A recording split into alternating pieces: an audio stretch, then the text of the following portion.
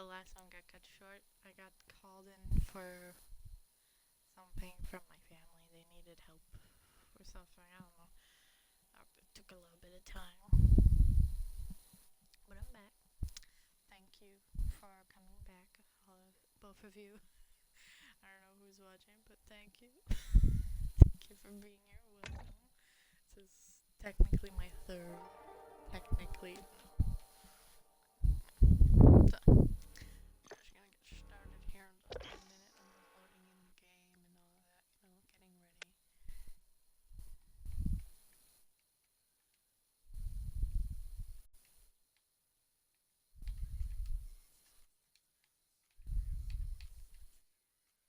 Alright, let's get this started.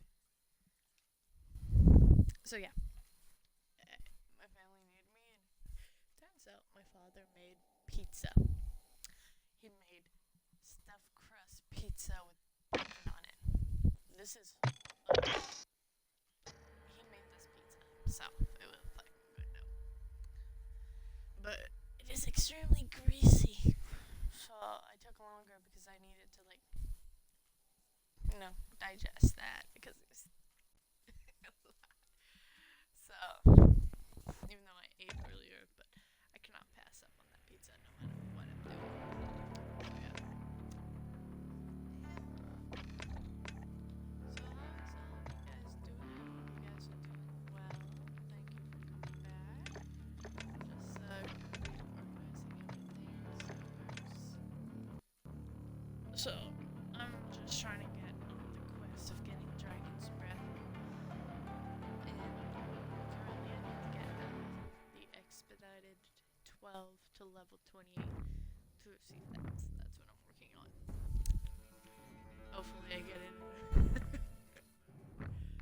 So yeah. So I'm really cool that you guys are here though. I'm just gonna chill, chat while I play a bit of whatever this is. Oh wow. Shipment isn't rare today. Last Wednesday shipment was so fucking rare. I played it once and I was playing for 6 hours. And Thursday I played it twice. Because today it's the 5th or 6th time I've played tonight. Technically. This Friday. Because it's now Saturday. Technically. So yeah.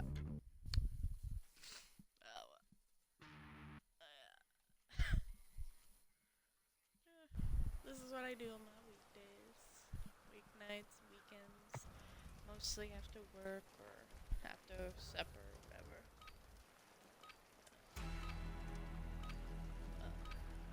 Twitch streaming is still new. I'm liking it so far. If you guys want to chat or say anything, the chat is open and I'm looking at it as well. I have it active on my phone on the side here, so I'll be able to watch it. I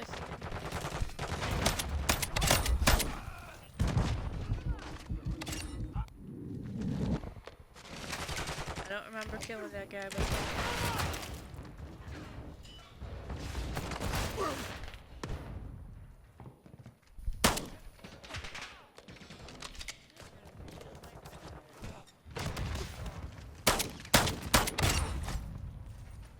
at least I got you use a rocket launcher on me because you can't fucking kill me. What the fuck is this?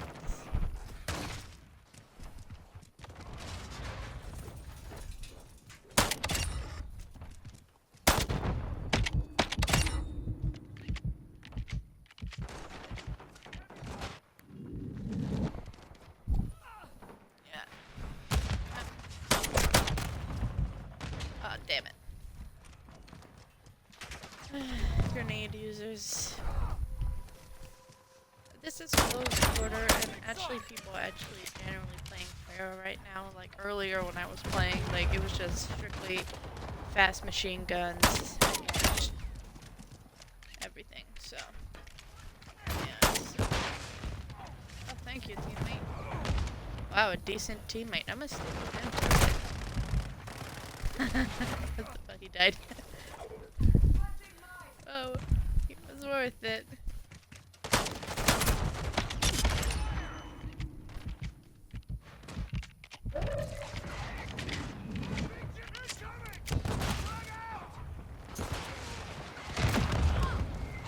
Ah, damn it. Joker as well. Exploded.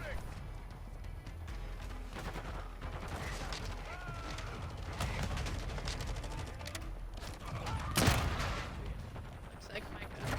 It's not. Oh, whatever.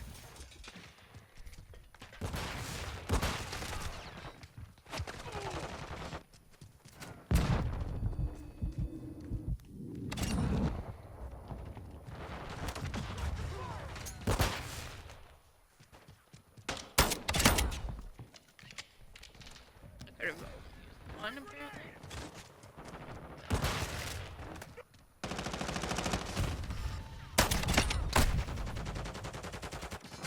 Oh, got dragons. Sweet.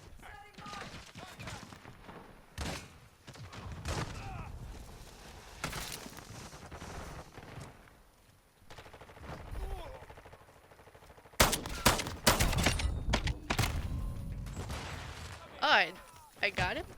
I didn't see a black, well, not red X. Fuck. I wasn't thinking straight. I was looking at the color of something it is. I don't know.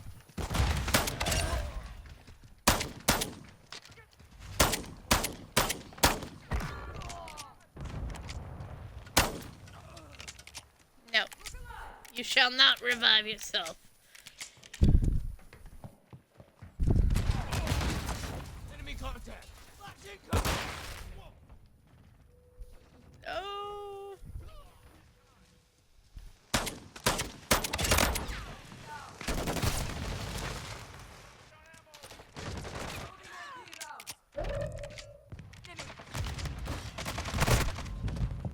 Oh my god, there's like 3 teammates there who tried to save me. Ah,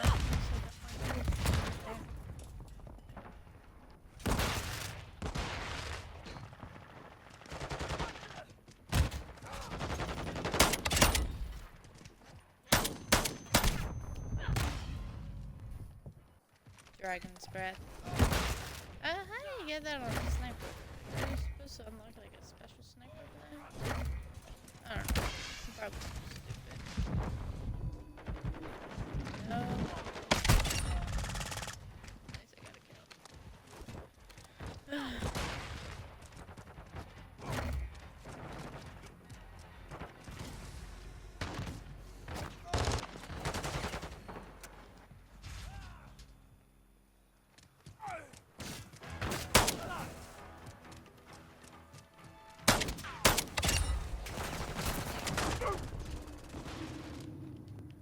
Teammate, you're great.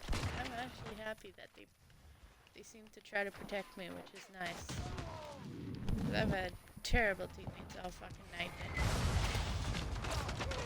it would like cause my death more often. So it's changed up. Break.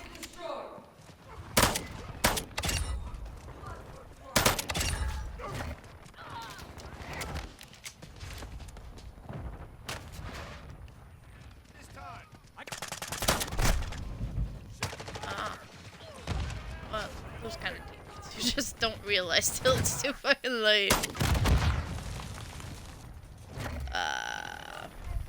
That bad that you need to use a rocket from me? I'm sorry that I'm good with a shotgun and you can't do shit.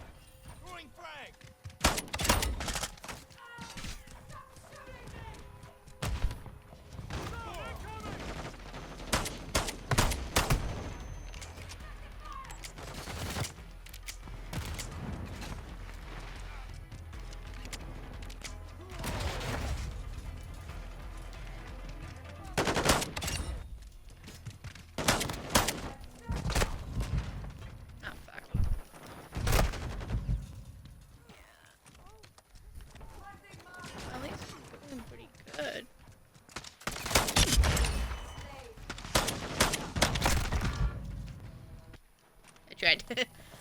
I was in their area, so that's pretty good. Yeah, no need ammo right now.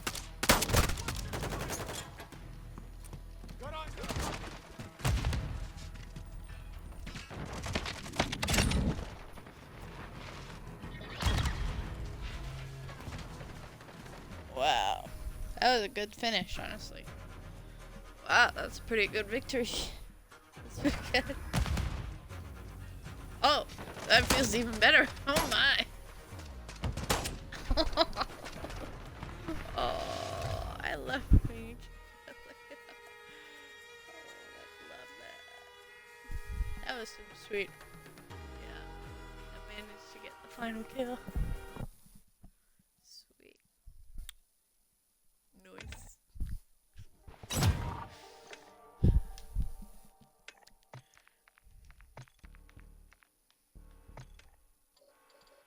Ooh, 4 more levels to go and I can unlock the dragon's breath.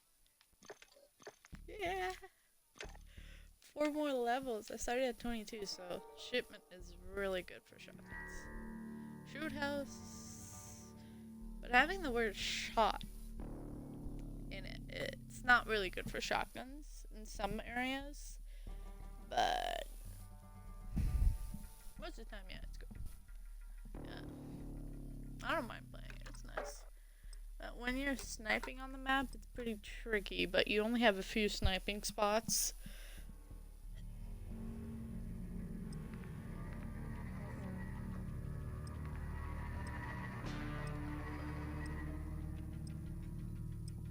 So yeah, there's only a few sniping spots, and I don't snipe right now. I tried sniping for a while with the Victors. They're pretty good with that. And then a Sneak No 50. Oh, if any of you came from my TikTok, you probably have seen my video of getting a snapped kill, final kill. Oh my god, that was with a level 3 Signal 50 shot, like sniper rifle. Like, that's just normally pretty hard to get.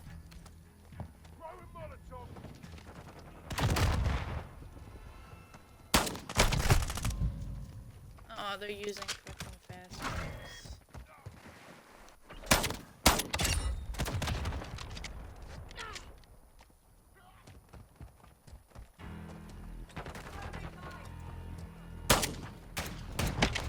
Good.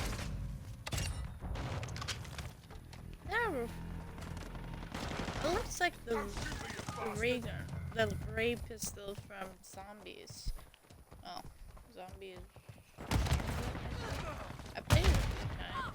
Well, just Zombies in general. You can get it within the mystery box, I'm pretty sure. That's the only way I've gotten. So, I'm like confused about it, but okay.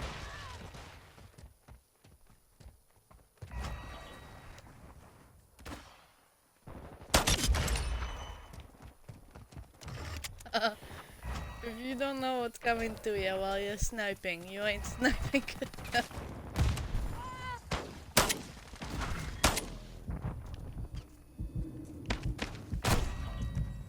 Ah, damn it. I hate the riot shield users. They're just really hard. They're like fucking hard shelled turtles.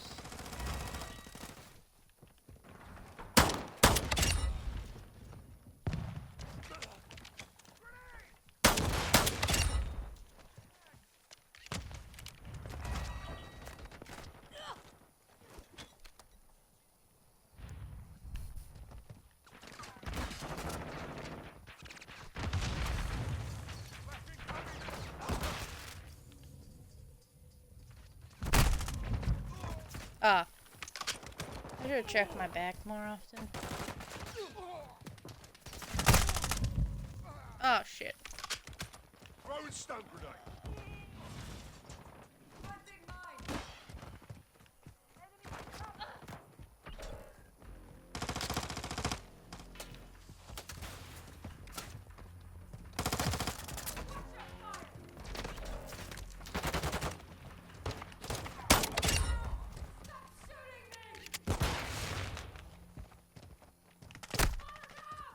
Nope.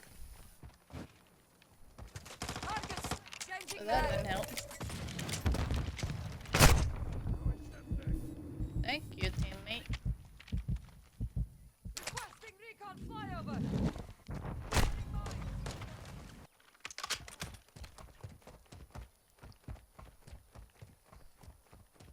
Yeah, I didn't help my teammate that way, but that's because I was reloading my gun. Reloading is kind of important.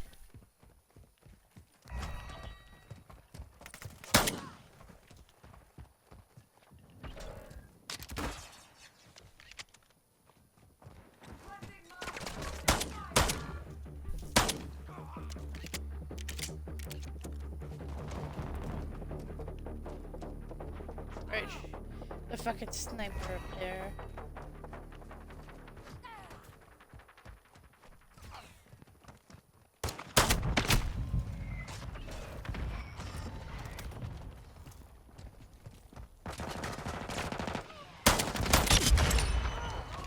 Taking effective.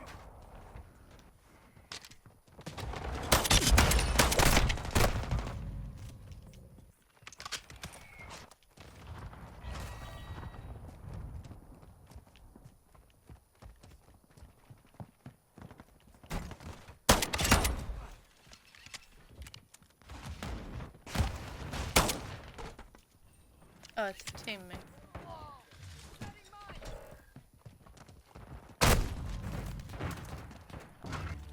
Jesus Christ.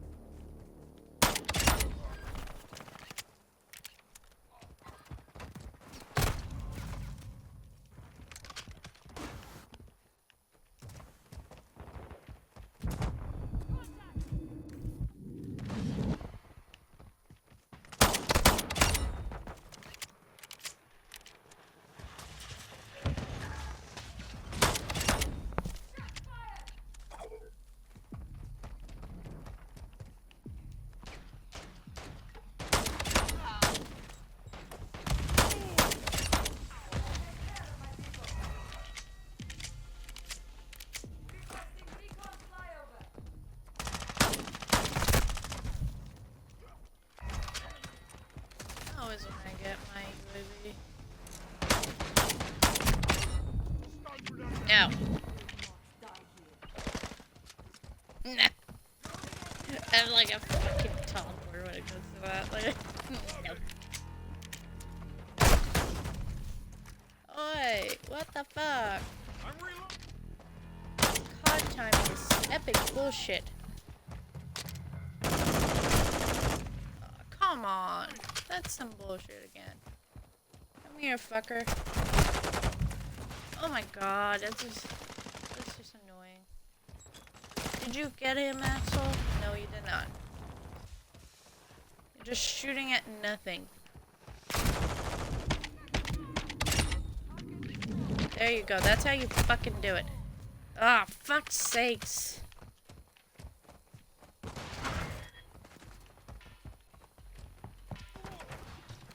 least I gotta put some student mines. But still. They're too hard on us.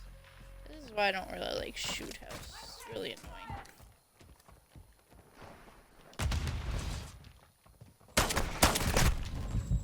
Oh, come on. I was unable to aim on that fucker. That was pure accident. You're back. I do a lot of weird things by accident.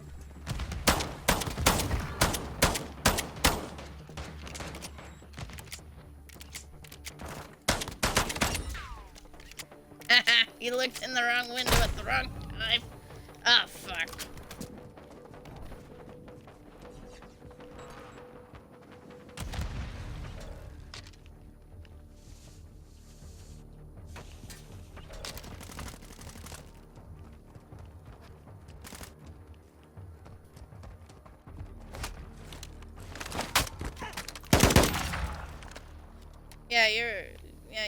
You need to practice looking at your surroundings, man. Ah, fuck, we lost. I better have had a lot of fucking kills because, geez, that was hard. Hope I did a semi-good majority of it.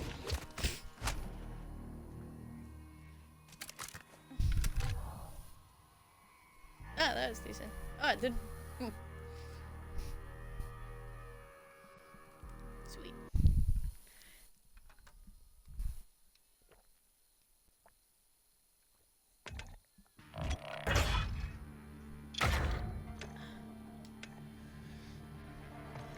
Okay, what rank is this gun at? 25, so it only went up by 1 in that entire fucking game. Oh, I got a token. One more closer from the katanas. Oh, one more from what I was before. Oh, shit, man. Oh. Oh, there's a... Oh, that's good stuff. I love shipment. Shipment's good, as I said. So, I'm super happy to get it anytime. It's like OG map where I started noticing I was okay. Good. Like, this is where me and my friends, we used to practice the most because it was so, just, you know, like, easy, I would say. Like, this is like the easy practice map. I know it's kind of hard because you never know. It's so small that you don't know where people are coming from. They could be like right behind you, beside you anyway, so.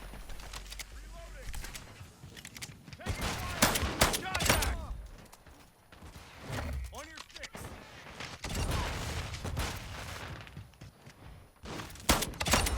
Move out.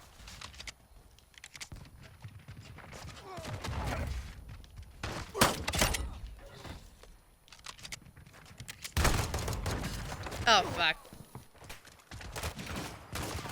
They didn't like I was able to kill them so quickly.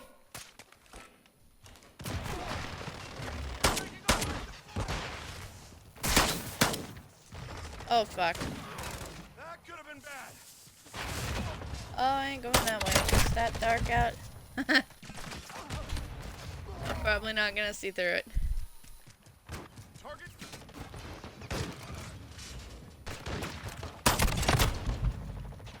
Well, at least I got a kill.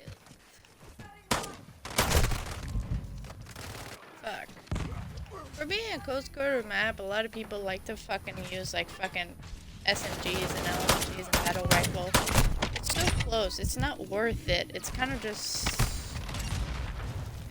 Requesting recon flyer. like, I wouldn't say it's a good map for sniping. I would just say you don't have any moral high ground in this place.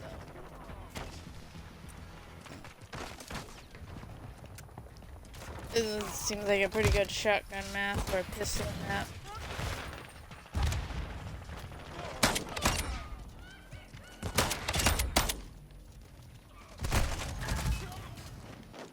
Fucking flashbangers. What the fuck did that just say? What the fuck did that just say? Did it say level 28? What the fuck? Did I just... What the hell? Okay, well, I can't fucking spawn in. Thank you.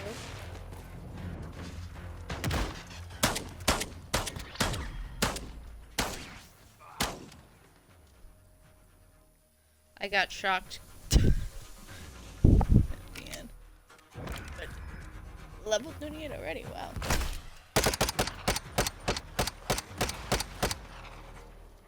Yeah. Even they were struggling with the flashbangs. Oh. Pretty decent.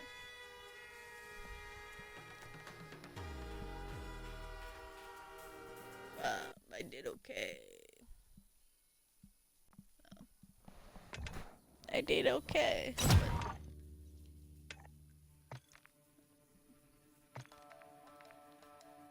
Oh, it's at level 26. Level 26. Let me believe when I was in there. Like, I thought for a second it said 28. I would Like, what the fuck? Like, I would be shocked. Oh, God. Um, oh, fuck no. I ain't playing that. But yeah, that's a good map. Shipment. Most likely, if I get that Dragon's Breath tonight, I'll give it a try for a few rounds, and and after that, fucking shoot house. Oh, it's okay. It's something. It's pretty good. So if you guys are still here, congratulations, you've made it for nearly 30 minutes of me babbling about this game and being like, you know, terrible at it. Well, no, I'm okay at it. Who would qualify themselves to be very good at it? Someone who's probably in a professional leagues. I'm not in a league. If I was in a league, do you think I'll be broke as shit? I don't think so. Yeah. I don't really know who's a Call of Duty gamer. I don't really watch that. I just, because I'm playing so much of it myself, or I'm working. And my life really consists of sleeping, working, and playing video games. And in between is my needs, obviously. I am with you. I'm like a Sims character. Like, I need to take care of my needs. And it takes me over like 5 hours or something just to get the fun need up. What's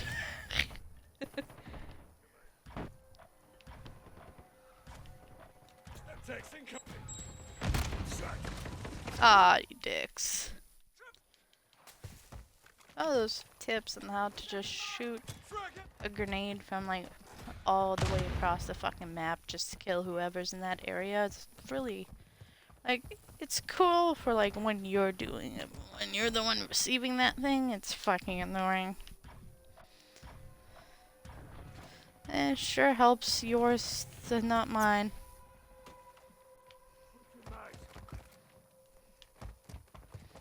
Okay. Thank you. Clearly, I need to pay more attention to where the fuck I'm going.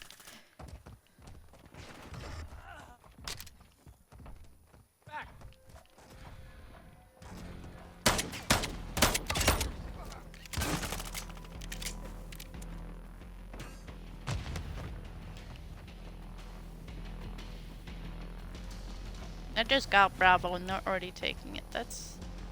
Oh.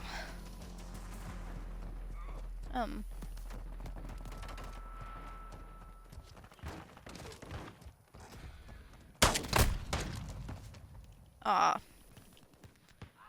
What is that? Like, I honestly looks like the ray gun. It's... Where do you get that? Like, in the pistols, but, like, I go in the pistols, I don't see it. Is this like something you have to fucking buy? Like, not everybody can buy. Like, it takes a lot of time to just get like a bunch of tokens. If you're rich and you spend money on this game, you're wasting your wealth.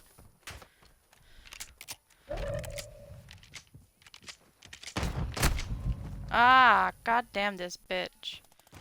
The pistol shows manages to do that when I'm trying. Oh, now I lost my field upgrade. Thanks a lot. Oh no. It's either a stupid two-mate or... Fuck you.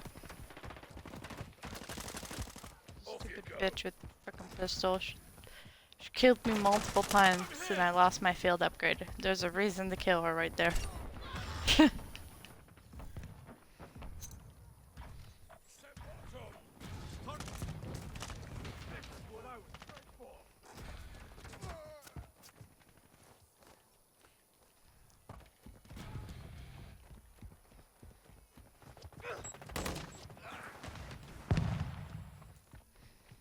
Approaching your six.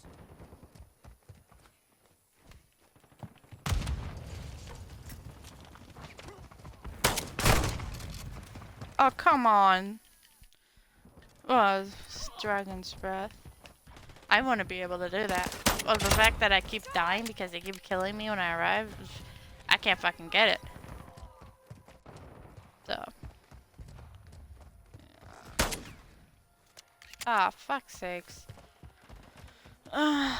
Sometimes the name tag doesn't load as quickly as they should sometimes, so I have trouble differentiating it. I'm not blind.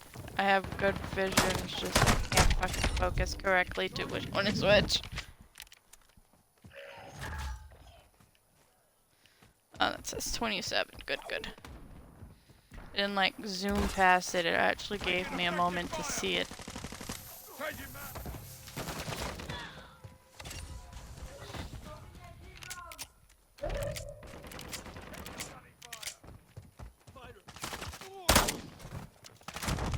Oh, thank you.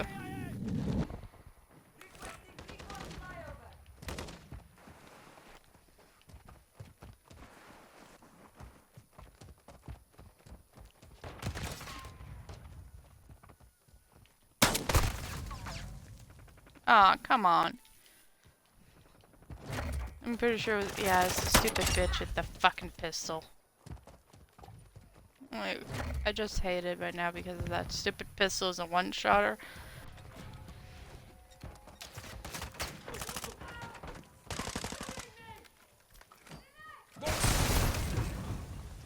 Whee! Oh god. Oh god. Oh, it's hilarious.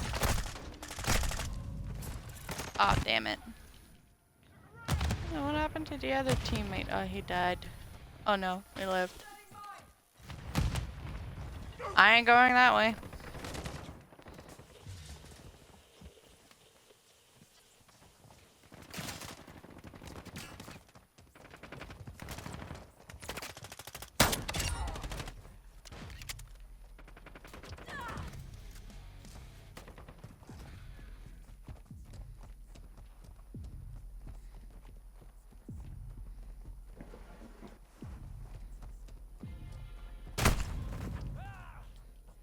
Oh, come on. How do you get a headshot like that with a...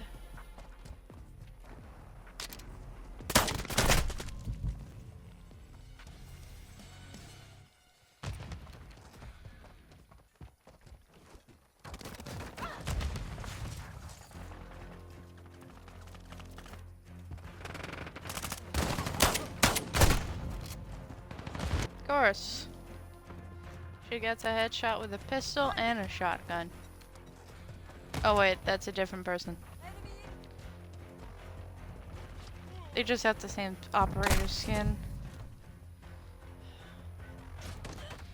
I don't know, they should make a rule for some quarters that it's not like SMGs and all those fast-acting rifles and guns. So, like, make it more like a melee is okay, I guess. It's close quarters, I guess. But when they're too good at it and they have double speed, it's a little bit annoying. Just trying to shoot, you get fucking knifed.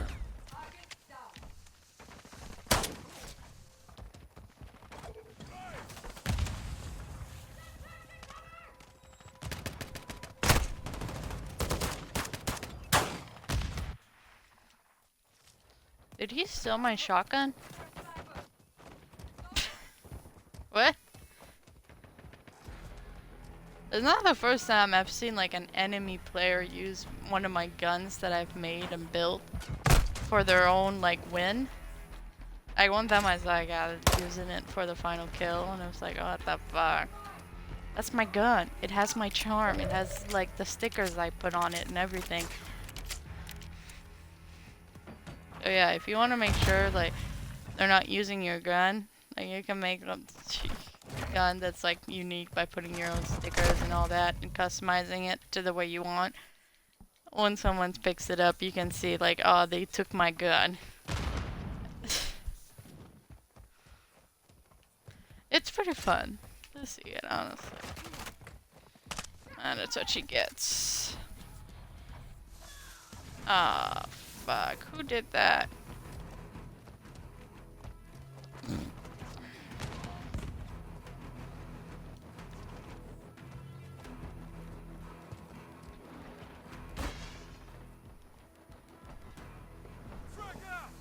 Got you covered.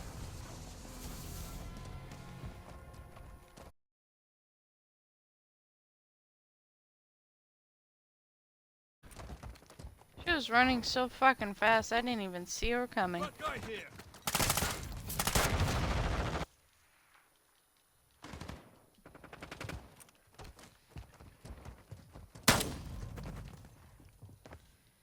I swear.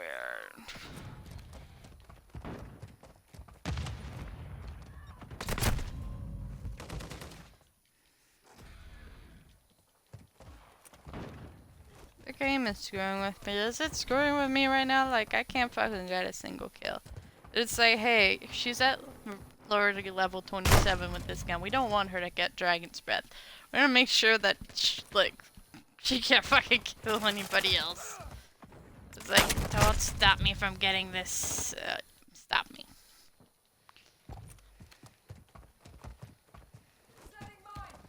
I've experienced every load-in in this fucking map.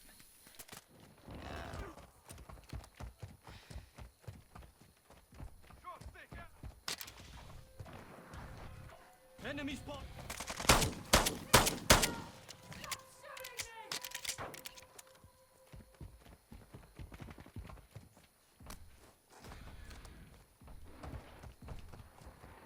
Grenade! Oh, come on.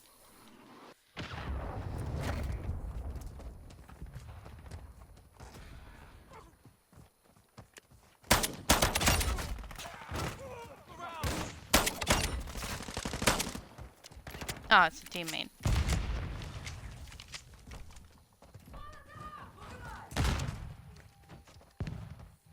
You can have it, assholes.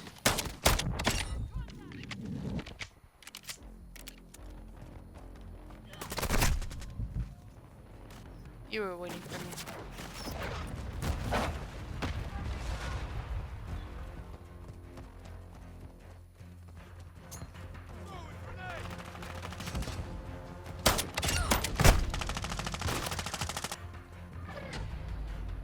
That's where they win.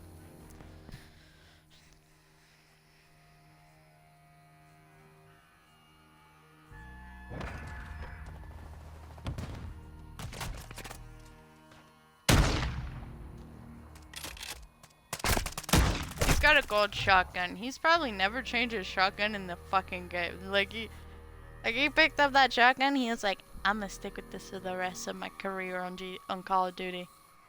I was like, you call yourself a shotgun killer? Well, yeah, I can agree, but still, you're not really doing anything. Like, you already got that shotgun gold, so why the fuck are you still using it? Let's try this, Dragon's Breath.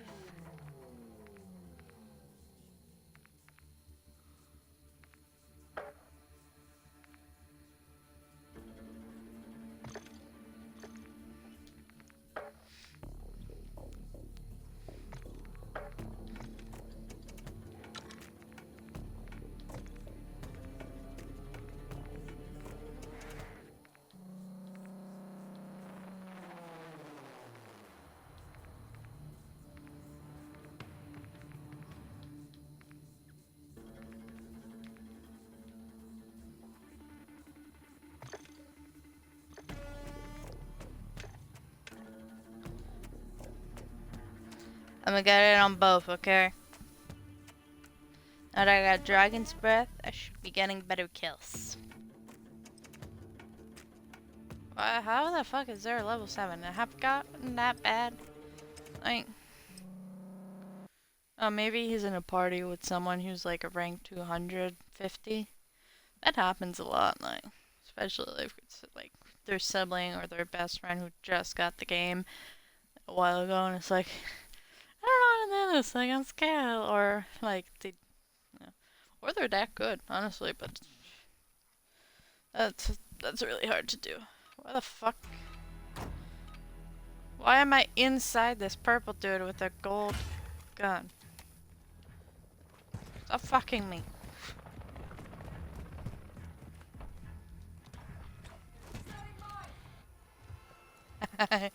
They try to go too close, they're fucked.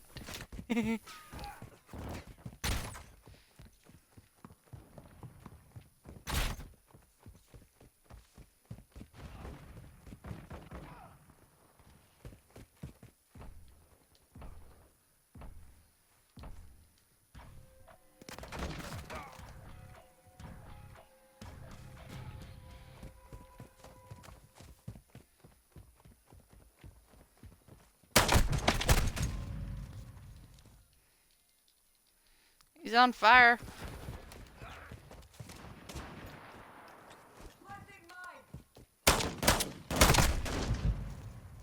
Oh, he's got dragon breath on his gun. Covering your...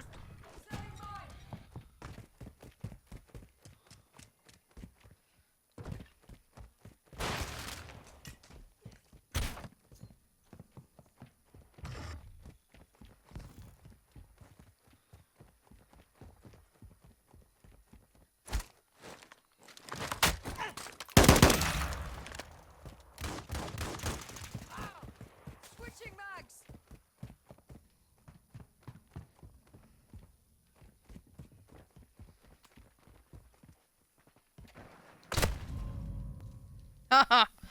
Oh, you got your revenge by sitting there doing nothing. Congratulations. But don't worry, don't worry. I'm gonna get mine soon.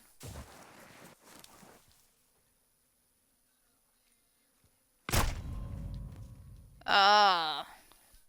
So that's what you want to do.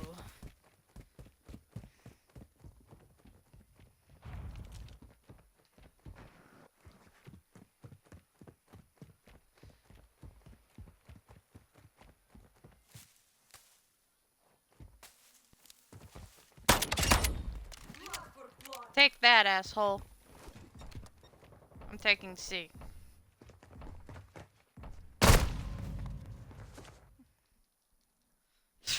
I nearly took C.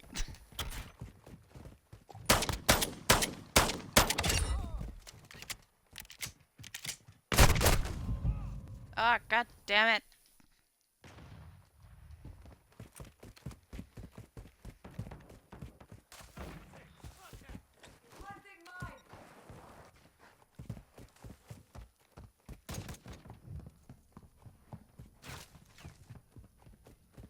Whoa, come on, come on, come on.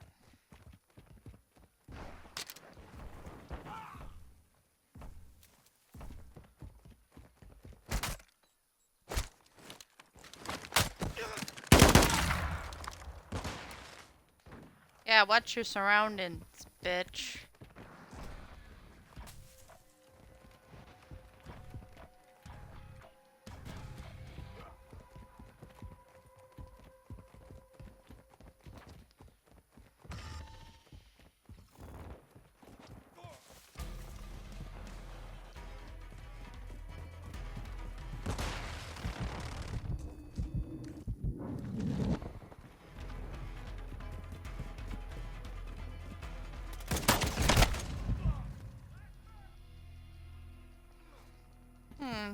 Why is it like one shot sometimes? No, it's not. I really need to find like the best build for the Dragon's Breath.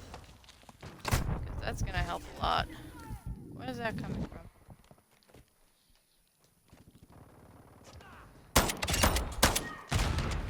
Oh, that was a one shot.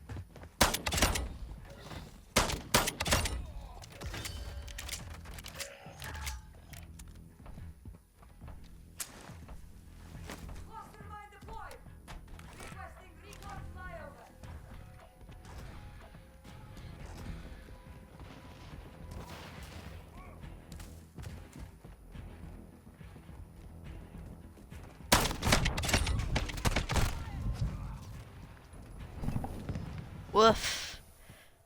Boom boom. I make things fiery. I got this gun from the pits of hell, and you get burnt with hellfire. Took a lot of work to get it. Oh, someone tried to go at sea and they got absolutely fucked. Check fire! Activate.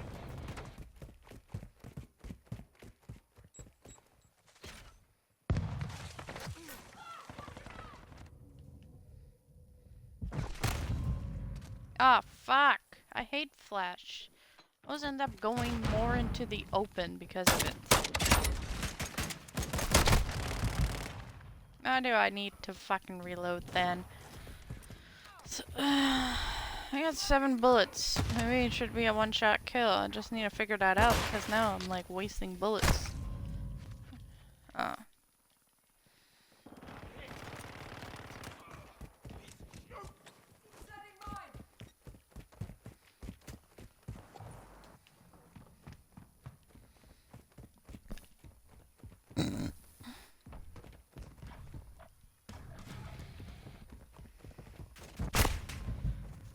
Oh, come on.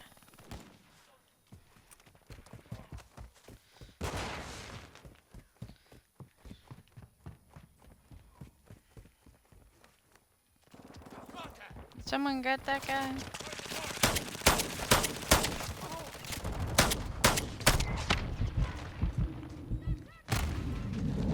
Oh, come on. Stem text fucking, like, instead of... Oh, that's us. Doesn't help. Not at all.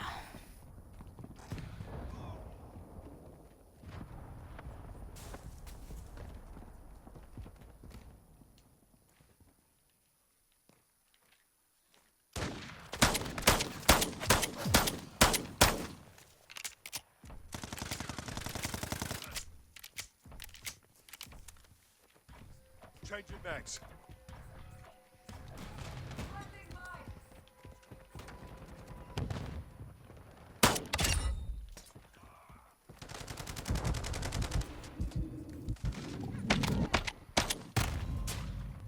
Oh, come on, right shield.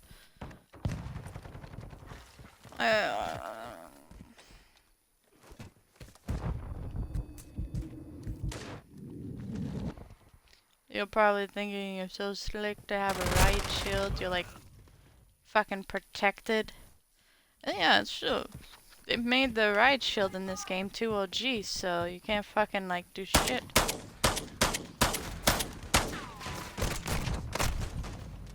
Fuck. Where is the rest of the team? Like, Jesus. I'm always the one going up on myself. And then there's like multiple that spawn in, because that's where they spawn now, because there's one there surviving and getting the fucking objective. Enemy down.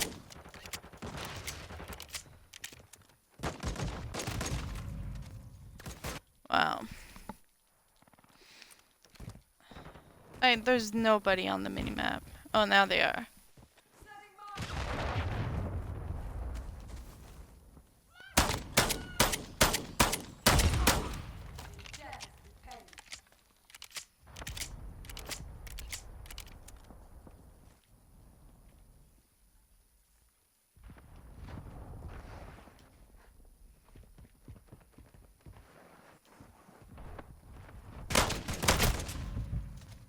Oh, come on. They had to turn around for that.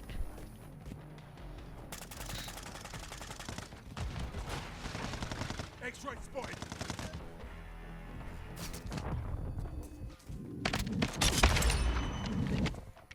No.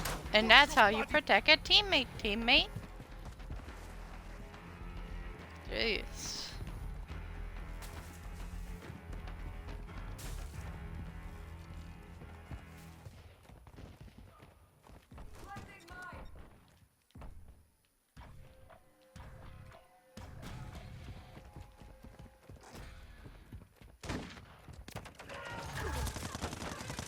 I'm taking effective fire.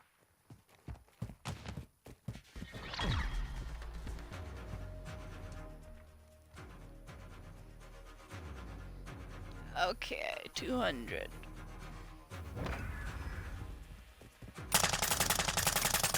Is there anything in chat? Nothing? Nobody said anything? Okay, that's fine. Ah, sweet. Okay. I probably pissed off a few guys because I only have a few kills less than them, and I got top.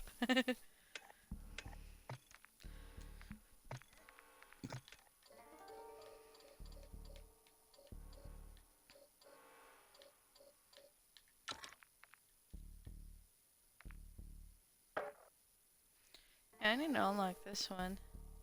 I forgot I got it to level 21 to be able to get that.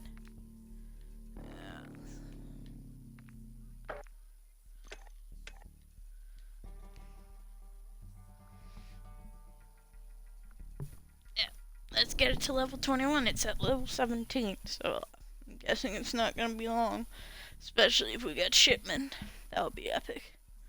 But it looks like a lot of people are going to the fortress one again.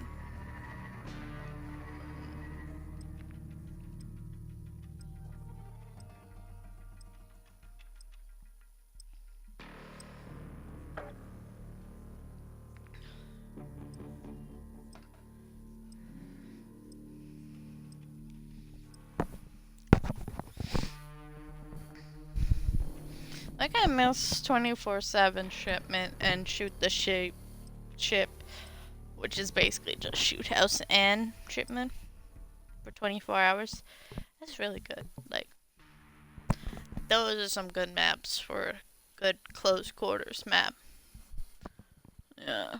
Compared to the fortress, like it seems close quarter because of how like there's so much stuff into it and it's shaped like a square. Like it's got large areas, like open areas, just like this one, the courtyard as they call it. Yeah. Courtyard. There you go.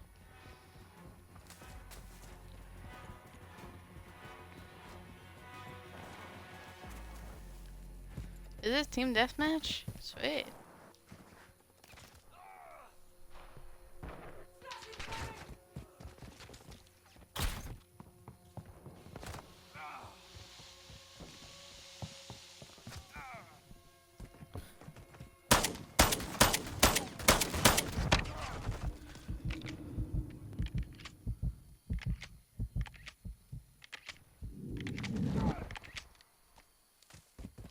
I'm surprised I'm still generally alive.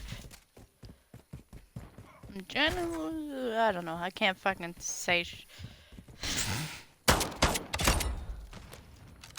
English ain't my first language. It's hard to fucking say shit sometimes. Ah, you got me. I made it easy for you. I wasn't looking.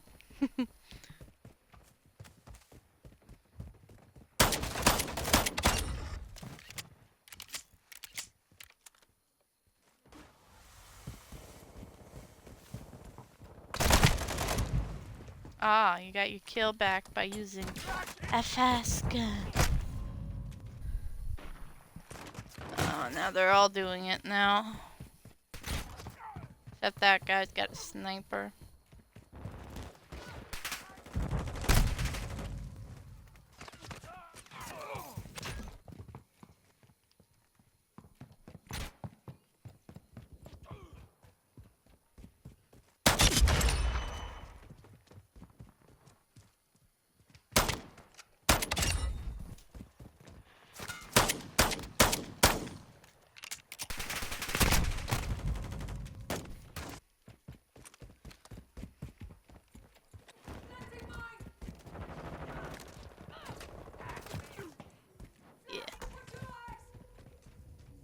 Yeah, come on. Stop with the flashbangs already. It's too fucking bright for that shit at this time. Felt like a monkey doing that. Hehe. Oh, she spoke French. That I can understand.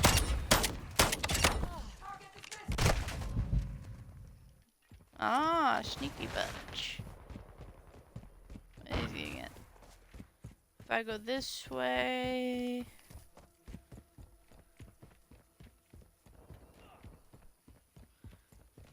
Oh, he's still there.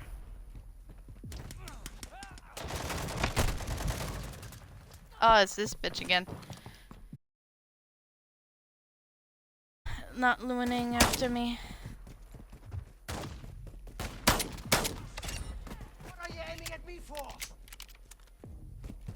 Oh, you died.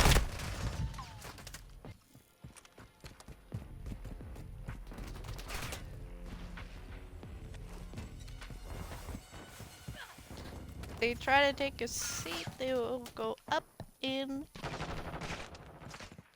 Their guts are gonna get exploded.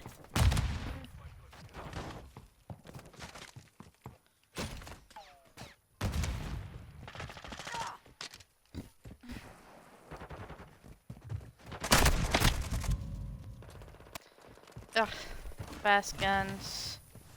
They're like, they see a shotgun and I'm like, oh, I'm just gonna use my SMG.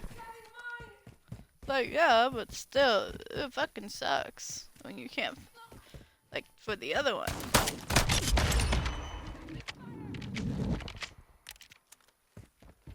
See?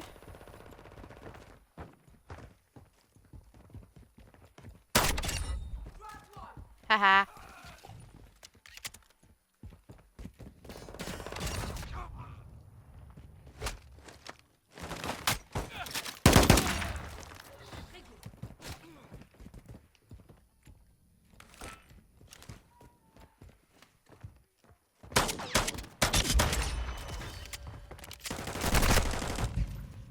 No, I don't mind. I got close mines. You're all fucked.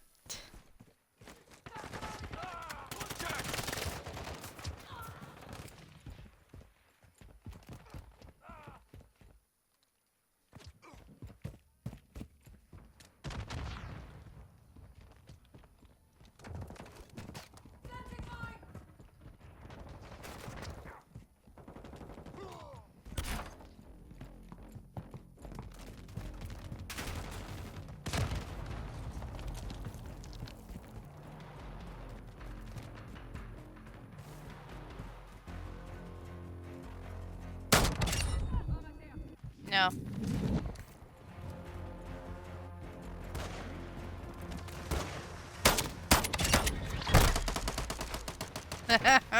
I still got him before I died.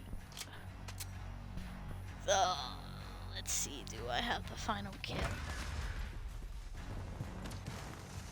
I had the choice between that guy and that guy.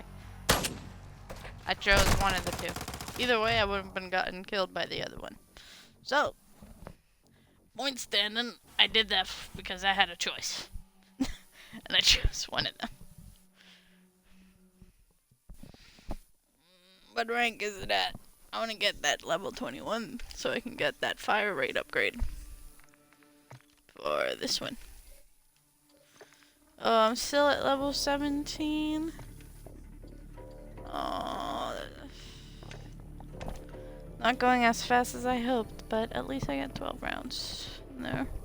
But they go pretty fucking quick. Oh, yeah, no. We're going to the farm. That farm. I like farms in general, but that's not a fun farm. The one right there that they offered me was not a fucking fun. I've been to better farms and I even lived on one. I nearly died on one too. Well, I nearly froze to death on one. Yeah. So this is a funny well, not funny, but like pretty fucked up. So I was 6 months. Okay, I was a baby. I was a baby.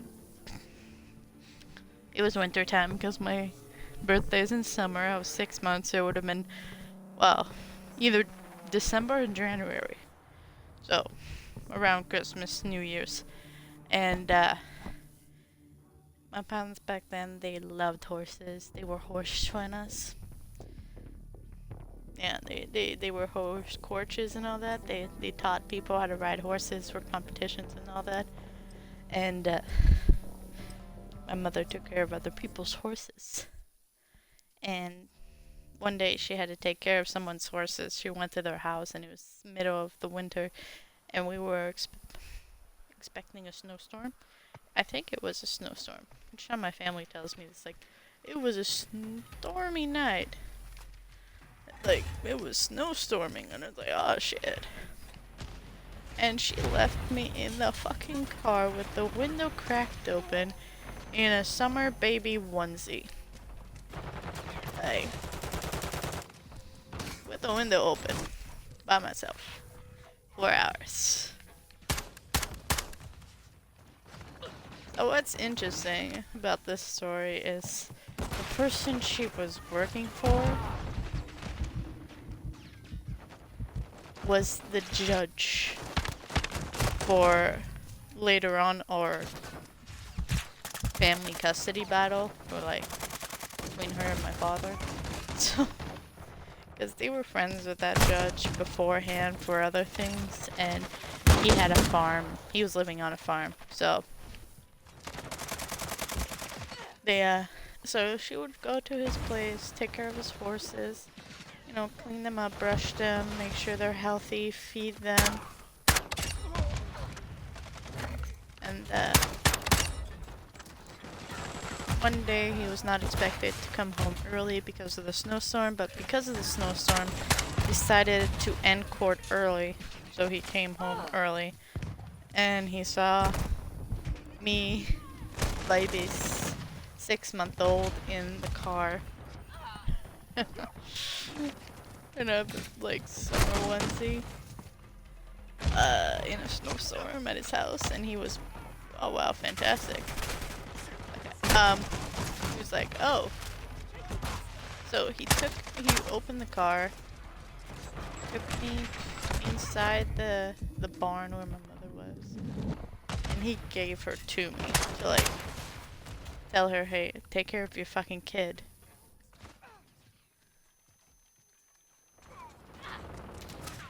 So she did because he was there from now on, so she had to.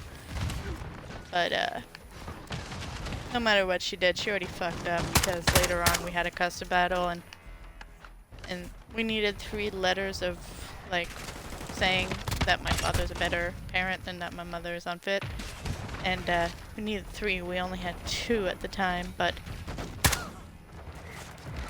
when we went there, the judge in charge of the case was the judge that found me. So he was like, okay, I'm gonna write 3rd letter because I do believe this woman is unfit. She left her fucking baby out in the snow in a car at my fucking farm. Yeah, that's not smart. So, yeah, that was the first time I ended up in Superior Court. They had to put it up to Superior Court because they didn't have room in like federal like family court for some reason. I don't know. This back in 2001. No, 2001, 2000. No, 2002. Yes. So, and then there was issues everywhere in family court. Like a lot of people. Oh, wow, nice! I burnt that guy to death. But yeah. Jesus.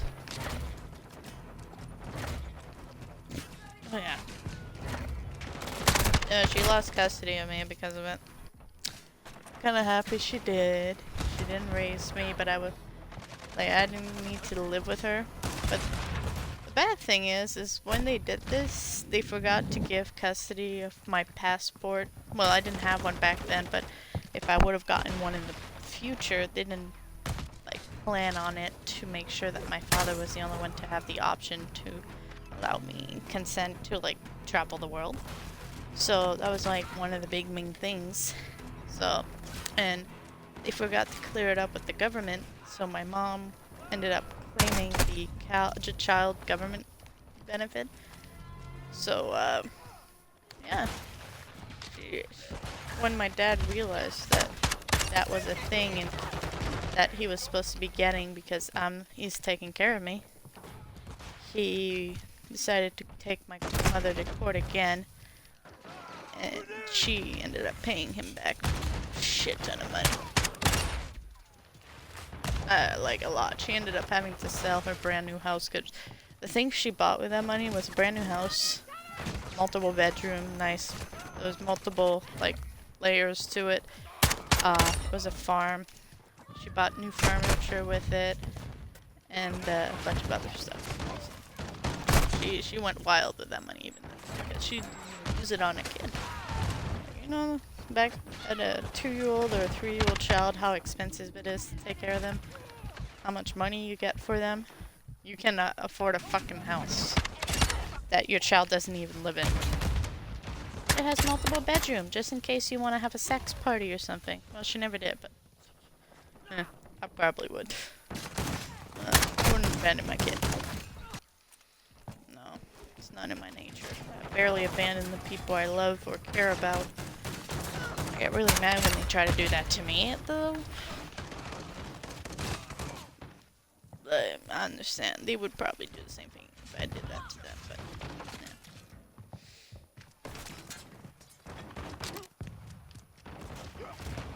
yeah. So I care about things, and that's why I was super depressed when I had a miscarriage as well. And I so well, one of the reasons. Well, I was depressed but yet happy at the same time. But like, I knew if I went to full term and had a kid, I wouldn't abandon it. I would have probably had to be forced to put it like in foster care or something like that for like a few years, maybe, if I couldn't keep it, but not let it be adopted. In the hopes of getting it back in the future, but I always think about it like, wait, I don't want to do that. I always feel bad about it, but if I can't afford it, because I'm definite my family would never help me with that. So, yeah. They didn't improve a lot of things when I was growing up. Well, at least I'm getting a lot of burns. What the fuck? Something fell on me.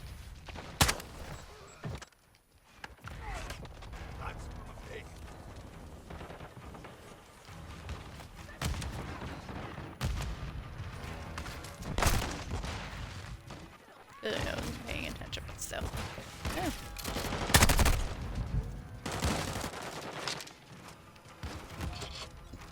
Yeah, my father raised me. I'm raised by a proud French guy. Very proud. He's also a baker and a truck driver. He's like a jack of all trades. Like, have you ever met someone a jack of all trades kind of type? Like, they know how to bake really goodly. They know how to fucking, like, build a house. They can build you a house, make you an entire fucking pastry shop. They can, like, they can teach you how to ride a horse. They can fix your car. Like, my dad can do a lot of fucking things. Like, compared to other dads, I'm surprised. Like, my dad was a baker. He was a professional restaurant owner. He invented a fucking thing. Well, he didn't patent it. He should have, because damn, it seems like super fucking cool. And each time I talk about it, people are like obsessed with it because it's like, what the fuck? I've never heard about this, but it sounds fucking awesome. Where can I get it? So, back in the 90s, way before I was born, my father was like his 20s, and he worked at a pizzeria for an Egyptian guy. So it was an Egyptian pizzeria. It was a good pizzeria though. I never tasted it, but they closed before I was even born. So around Christmas time, people were like ordering less and less pizza because they wanted to like make dinner food for Christmas. But he was aiming towards the 90s 20-year-olds who liked pizza, but they felt kind of awkward because pizza is not really a holiday food. So he had an idea. He was like, if people don't want, don't think pizza is a holiday food. I'll just make it a holiday food. So he thought of something. Instead of making pizza look like a pizza, he made the pizza look like a holiday meal. Like something from a holiday meal. And he made it look like the coolest thing you would have at a holiday meal. If any of you had a, like, a, you know, like a Yule log, yeah, a Yule log, it's basically like a log of cake or ice cream sometimes. It's pretty awesome. He decided to make pizza Yule log. So, this is basically like a pizza rolled up into a log. Pretty cool, honestly. Like, really fucking cool that he made that, but he never patented it. Like, he should have. He should have. We would have been fucking rich if we did. So, yeah. But that was when he was in the 90s. He knew, like, while he was working at this Egyptian, like, pizzeria, the owner was Egyptian from, like, Cairo or something in Egypt. And at the end of the 90s, or early 2000, he was like, I gotta close my restaurant and go back to Egypt. So he went back to Egypt. But he said, like, if you ever come to Egypt, my man, like, he was talking to my dad, if you ever come to Egypt, just hit me up. I'll show you the best place and give you, like, a nice place to hang so you don't have to spend money at a motel or a hotel. So, like, pretty decent. Make connections in Egypt. So, dude, I've always wanted to go to Egypt. Like, I like hieroglyphics. I like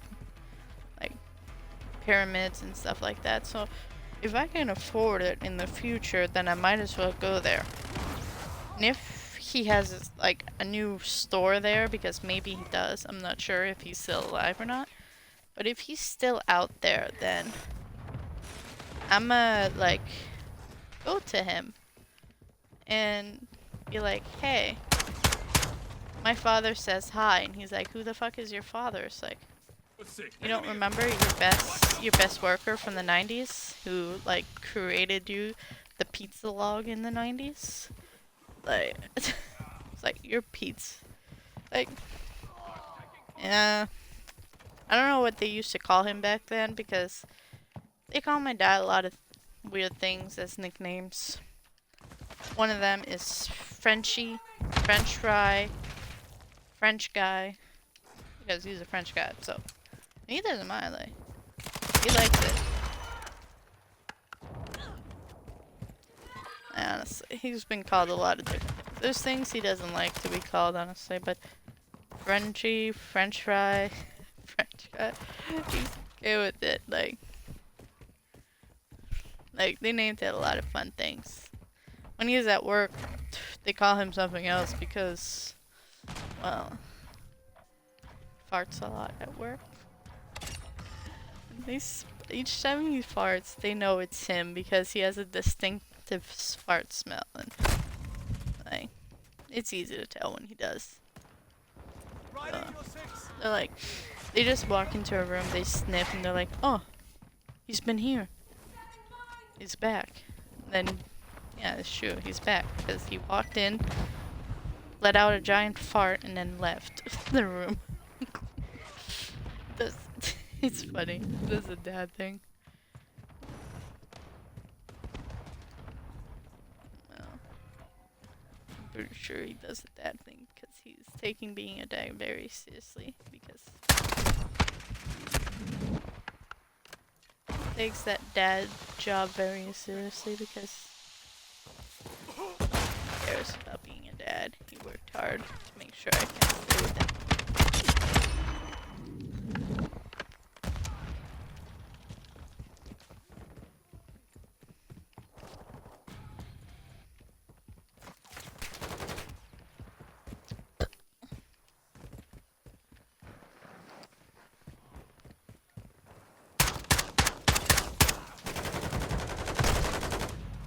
Oh, that guy hiding in a corner.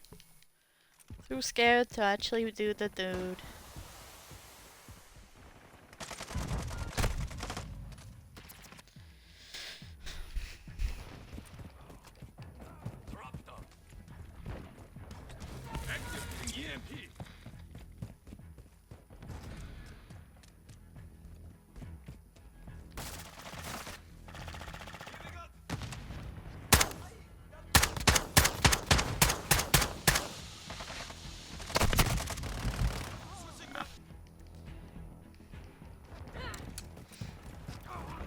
Oh yeah. I've done a lot of things, honestly. But I've never done that many weird things. So I don't have any hand in this. I'm not good at building and fixing things. Not at all. Is this backwards or forward? Oh, it is backwards. Oh my god, they have to use that every time. Like, it's a good tactic if you want to be an asshole. That too. That was fucking annoying. Like, it's so damn bright, I can't fucking see well after that. It takes me a bit to adjust. Can't aim straight after that because of it.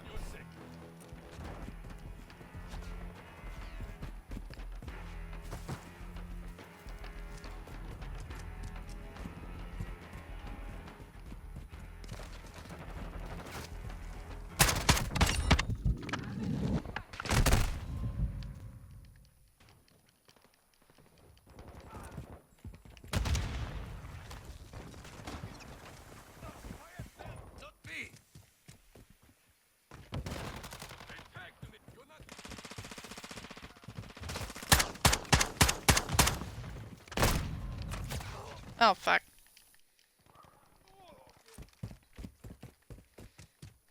I was trying to save a teammate's fucking ass because they can't fucking do shit correctly. And I ended up getting killed because someone else showed up. That's what you do when you try to protect your teammates. They don't do that the same for you, but you try to do it so they get the hint. But they don't. And I don't think they will. So I might as well stop. I'm just too friendly when it comes to it. Too friendly in general. Even though I shouldn't be too friendly. Even though some people may say no, but actually I kinda really am. People who barely know me think I'm more friendly than most people that say that I am not.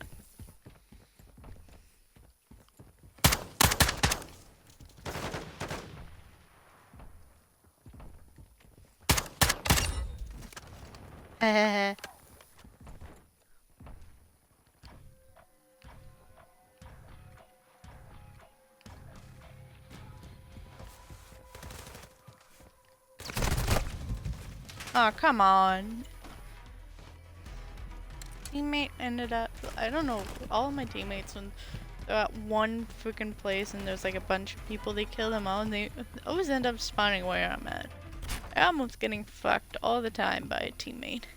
Or teammates in general.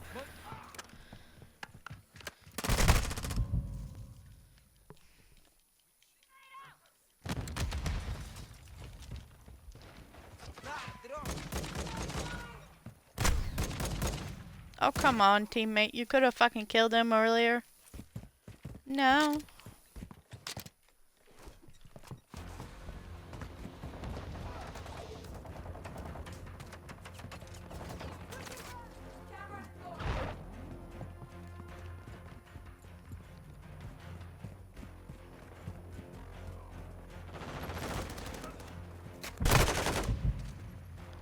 Oh.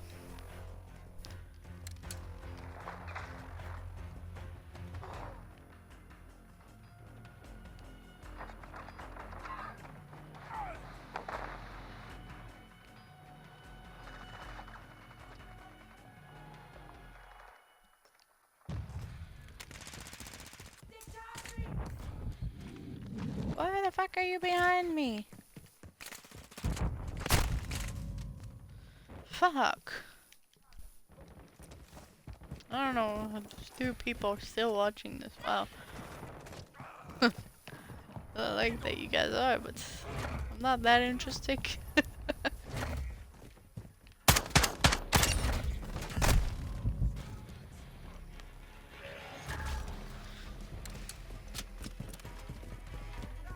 One more level and I can get the faster rate.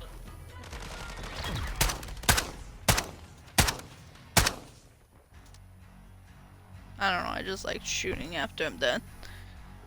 Yeah. Like a nice castle, like yeah, it's pretty cool. I wouldn't like I mind a nice castle to be honest. Like I would like to go to a real castle like that. I just like castles. I kinda do want to live in a castle when I grow up, but I know that's impossible. Most of them don't exist. There's like they can build like house like castles. Like castle like houses. So their houses are brand new, but on the outside and the inside they kinda built it to look like a castle. That I would love. Ain't no way I'm doing that shit. We're doing this. Oh, I got one more token. Why'd you tell me earlier? Ah, that's fine. Oh, fuck. It's like so hard to get a battle pass on luck if you have to play for a long time, and even if you play for 5 hours at a time, it doesn't do that much.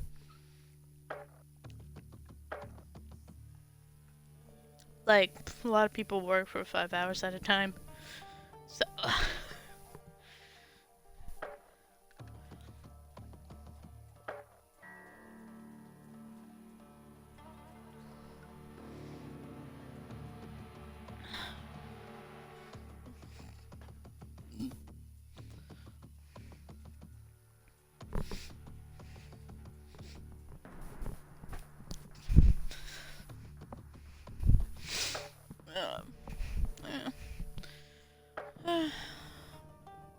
Probably next stream, I might set it to age maturity older because I'm thinking of playing The Sims 4.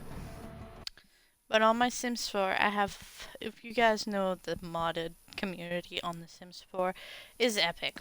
So on The Sims 4, I have the Wicked Wimmis mod. And, I might need to download the censorship for it because, well, Wicked Wimmis mod removes censorships and adds skin details and all that. So, I don't think people want to see naked boobies all the time. Like, and like, ding-dongs on The Sims 4. Like, you don't expect that. And the ding-dongs, you know, they become hard after a while and they become stick straight. But with that mod, like, there's a lot of realism into it, but there's, like, also animations, which they do. And they have, like, autonomous, like, they have, like, some type of autonomy to who they would like to do it with. They don't even have, like, a normal relationship, and they would just be, like, randomly fucking. Like, I once had this family, which the father was one of the 100 babies because I was trying out the 100 baby challenge, so he was baby number 10 out of 100. And he married this girl, and they had 2 kids. They had a pair of twins, I think, yeah. And, like a sim I just randomly made, and they got married and they had kids, and they decided to have a Winterfest party. If you have seasons, you get holidays, and one of them is Winterfest, is basically Christmas.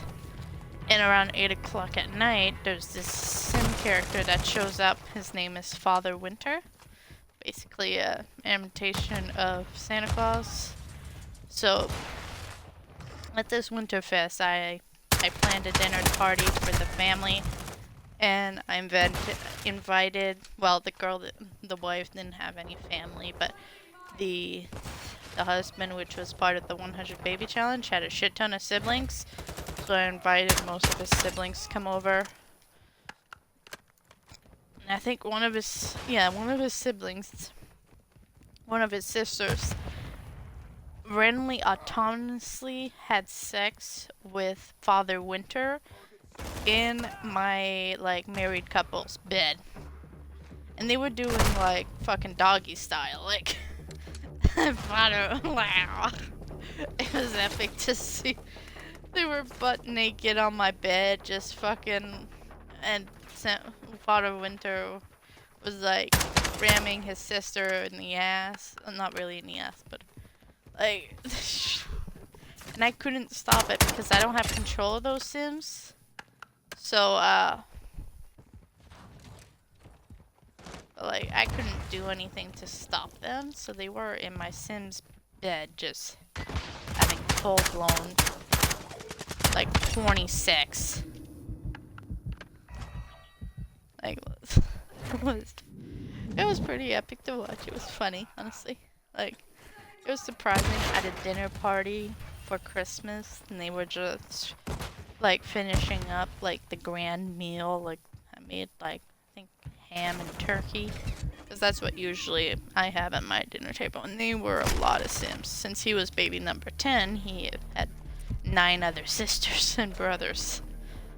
So, yeah.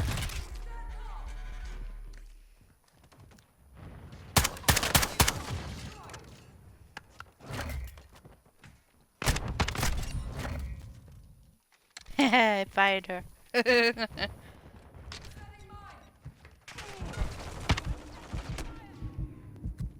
Oi.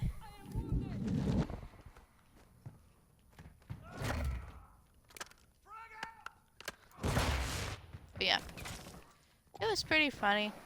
They were just visiting my house, and they decided to just have sex in my bed.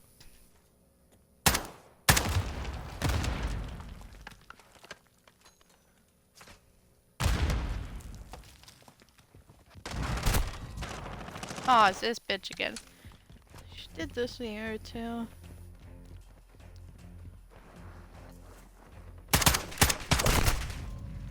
Oh, come on.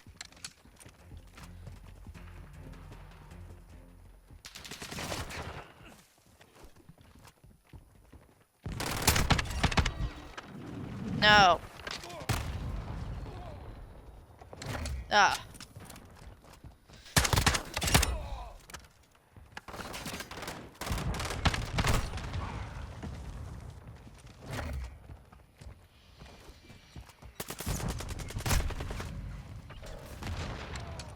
Yeah. I might play The Sims 4. I don't know what I'll do because I currently still have the baby challenge active. I'm currently on, I think, like,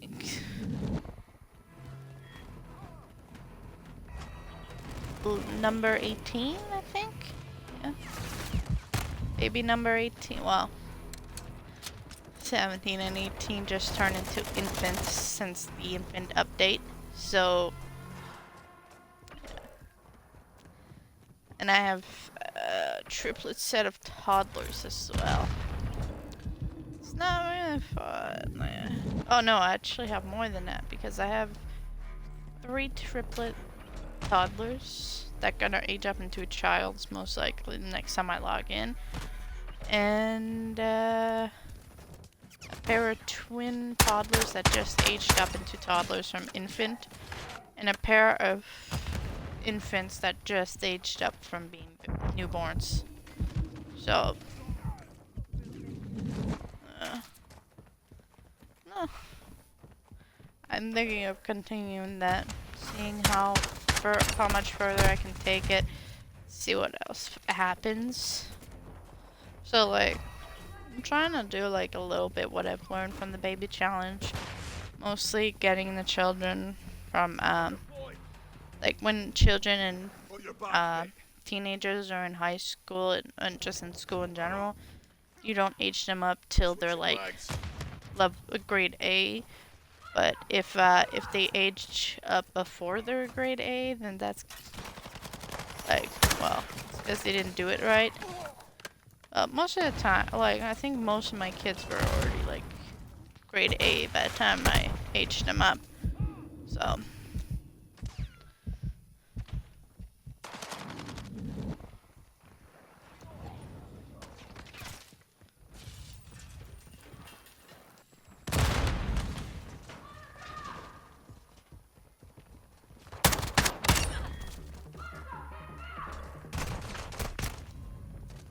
So yeah.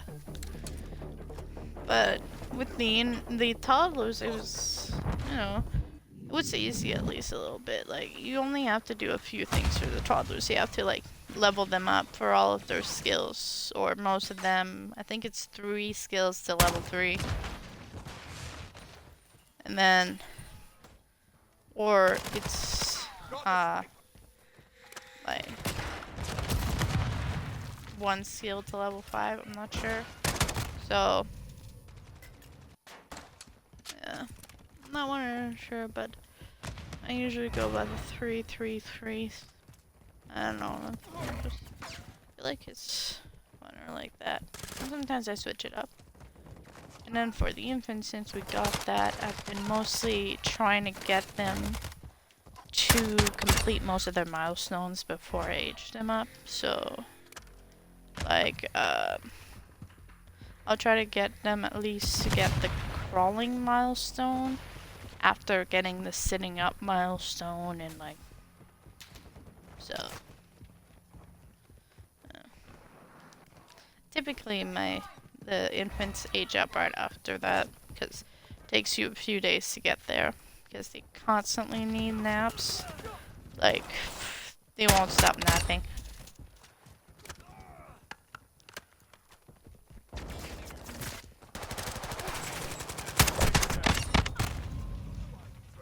So yeah. Well, I'm currently dealing with those. I don't have any teenagers or adults or kids in the household. Kinda scary to do this all by yourself.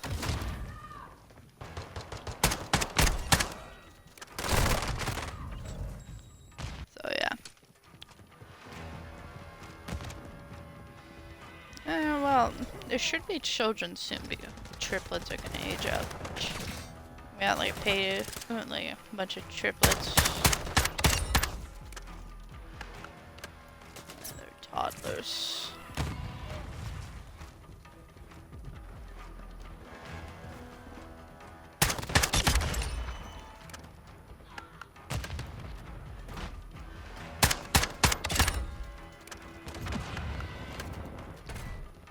Oh, yeah.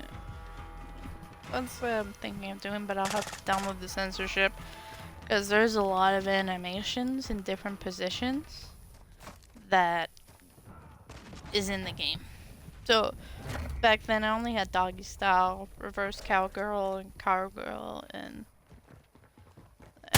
missionary, and a bit of spanking. When I had that dinner party and Santa Claus decided to fuck my sister. But, well, now I've got animations that work on the floor, on a single bed, on a couch, on a table, like basically anywhere most normal people can have sex.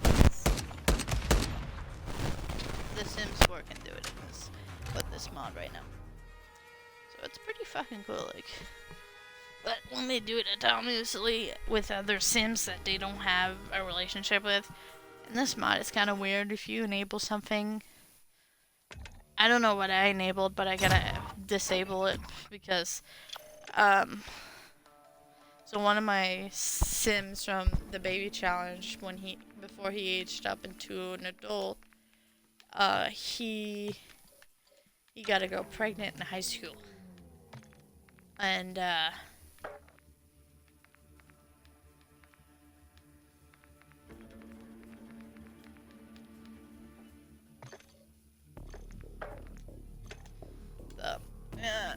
got the girl pregnant, so she gave birth before she graduated high school. So when they aged up, I moved them into that household and noticed there was an adult, a teenager, the girl, the baby, and an elderly. I looked at the family tree. So the elderly is the mother of the girl that he got pregnant. So it's like, but the elderly lady is currently having a relationship with the teenage boy that's moved in before my sim moved in. So something within the mod made this elderly lady have a relationship with this teenager who goes to high school that is with her granddaughter. Like, I didn't know before that. When I went to the high school to spend a day with the teenagers, I went to the school because I have the school like pack where like go to high school. High school years pack where you can legitimately go to the high school in Copperdale. So I went there with them. And yeah. I didn't notice the kid there. But I might have but never thought anything of it, but that I didn't know until after. So when it happened and I moved them in and I saw the elderly was already in a relationship with a teenager that's living in the house. I'm like, what the fuck happened here? It's cause of the mod.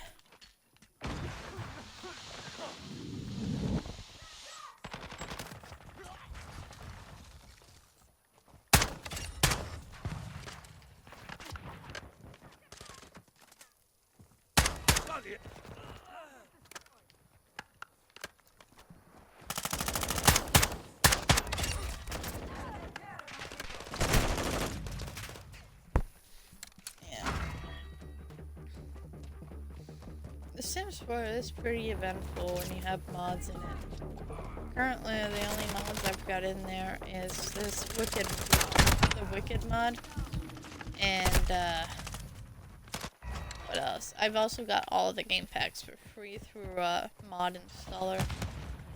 You can get all the packs. Oh, I got the new one, the Growing Together expansion pack for free through this.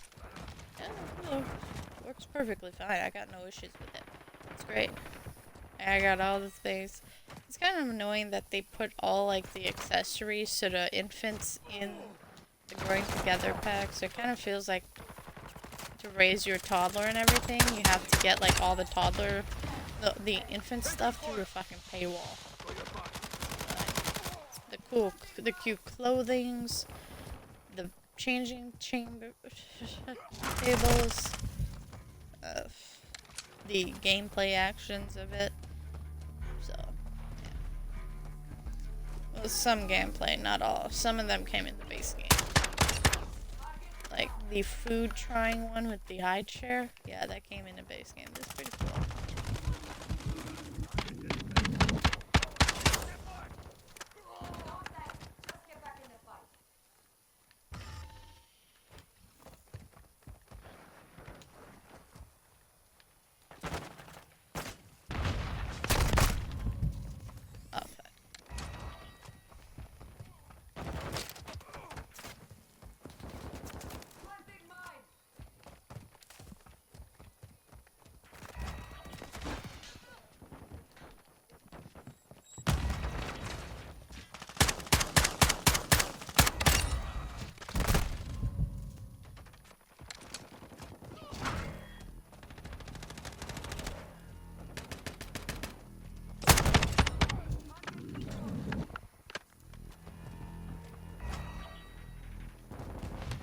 It's working better with the fire rate increase. I like it.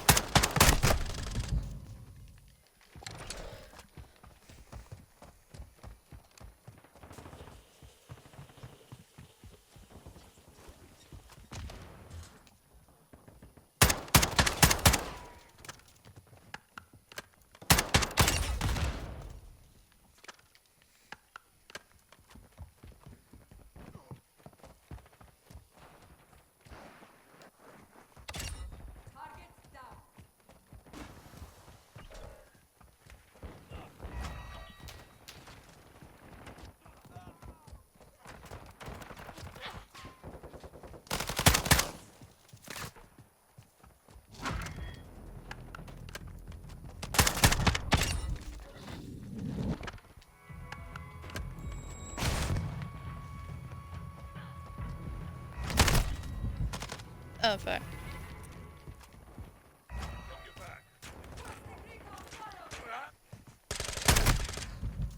Aw, come on.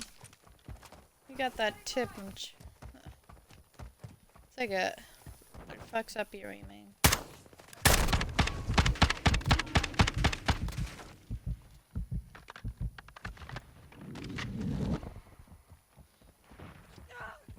But try to get me now, motherfuckers.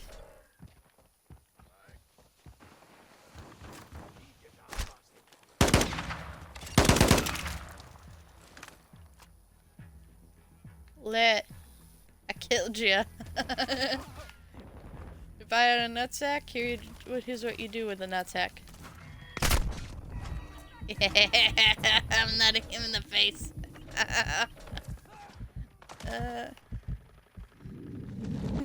Imagine that with like a giant fucking dick boner with a big pair of fucking balls. That would be so fucking epic.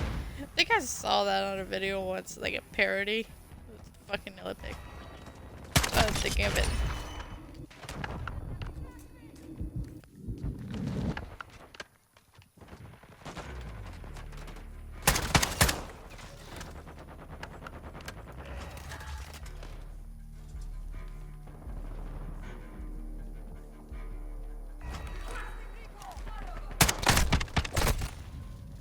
Oh, fuck.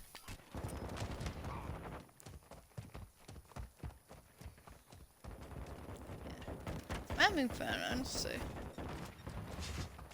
Finally getting a good amount of kills. Ugh, they're using fast guns now.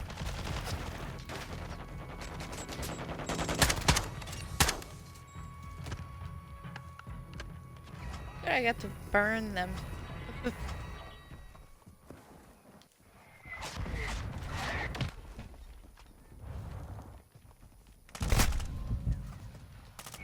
Oh, they noticed that. Nope, they did not. Thanks, my def didn't notice. Didn't fucking let them know that someone was...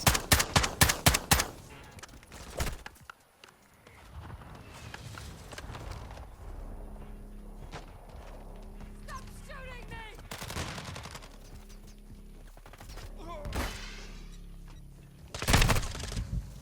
Oh, fuck. Aw, my proximity mine didn't work.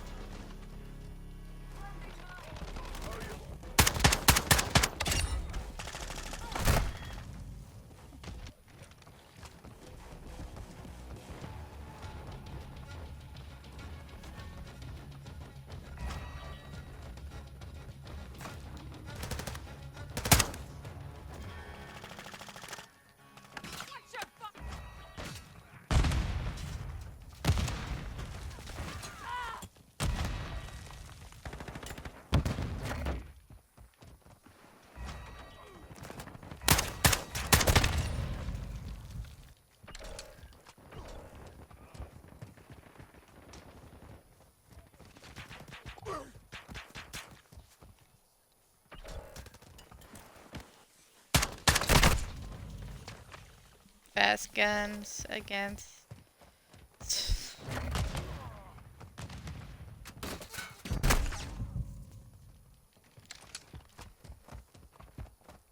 Couldn't kill them quicker, teammate?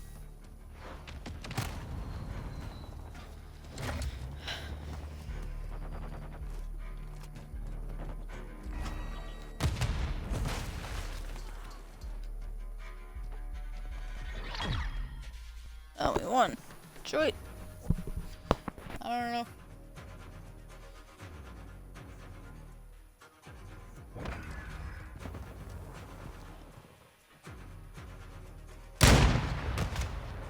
Oh, you would have had a nutsack if you went up, like you kept your gun as low as you started. Nice. Oh god. I love nutsack kills. This is the dude falls over like a sack of potatoes. Oh god, that's hilarious. Oh. Oh. Oh. Oh. I got katanas. They're not katanas. katanas, but they seem like it. Can I?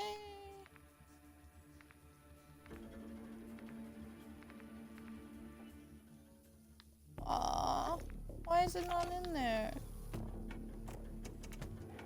Is it a secondary only? What? Where are I gonna find those?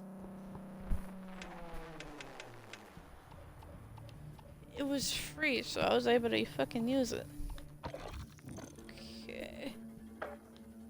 New weapon unlocked.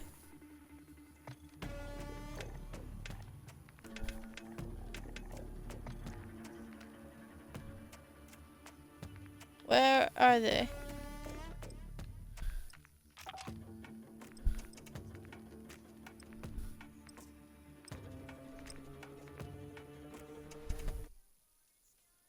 I thought I left it. I did not.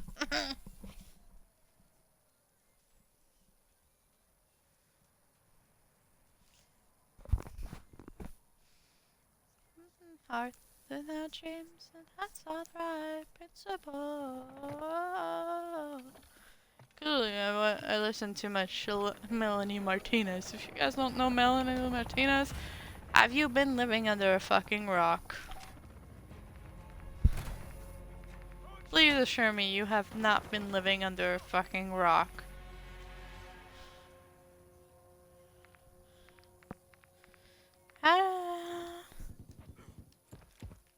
I want those katanas. I want to try melee kills a little bit. I'll unlock the melee category of like. Oh, might as well finish this round. Let's be honorable and do this thing. Hopefully we'll do good now that we have the dragon's breath and high speeds. Well, I hope so. Then that work would have been for fucking nothing. 2 nights of trying to get this shit.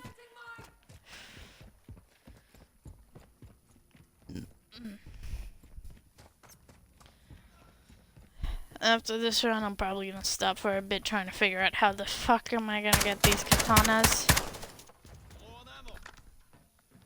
And, when I find them, do a few rounds. I don't want to steal them from somebody else. I want to customize them myself. Like, for me. So, yeah.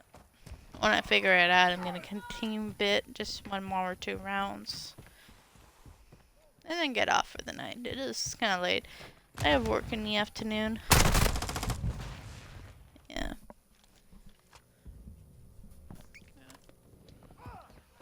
I don't know what I'll be doing in the afternoon. It all depends on my boss, coworker. She'll let me know. She's really good at knowing me know. That's really nice. She could communication. We're actually good friends. Like, being friends with your boss, always a good idea, but still. She's good. I like her. I tell her a lot of my secrets. And, like, I don't always tell people my secrets unless, like, I trust them. Like, or I'm, like, super fucking drunk and I can't control myself, or so high that I can't fucking tell who to trust. Well, there's a lot of reasons, but mainly when I'm sober, I wouldn't tell it. It's real nice. I like her a lot. She's really nice. We have a lot of things in common, and when I met her, it kind of felt like we had to be friends. Like, it would make no sense not to be friends.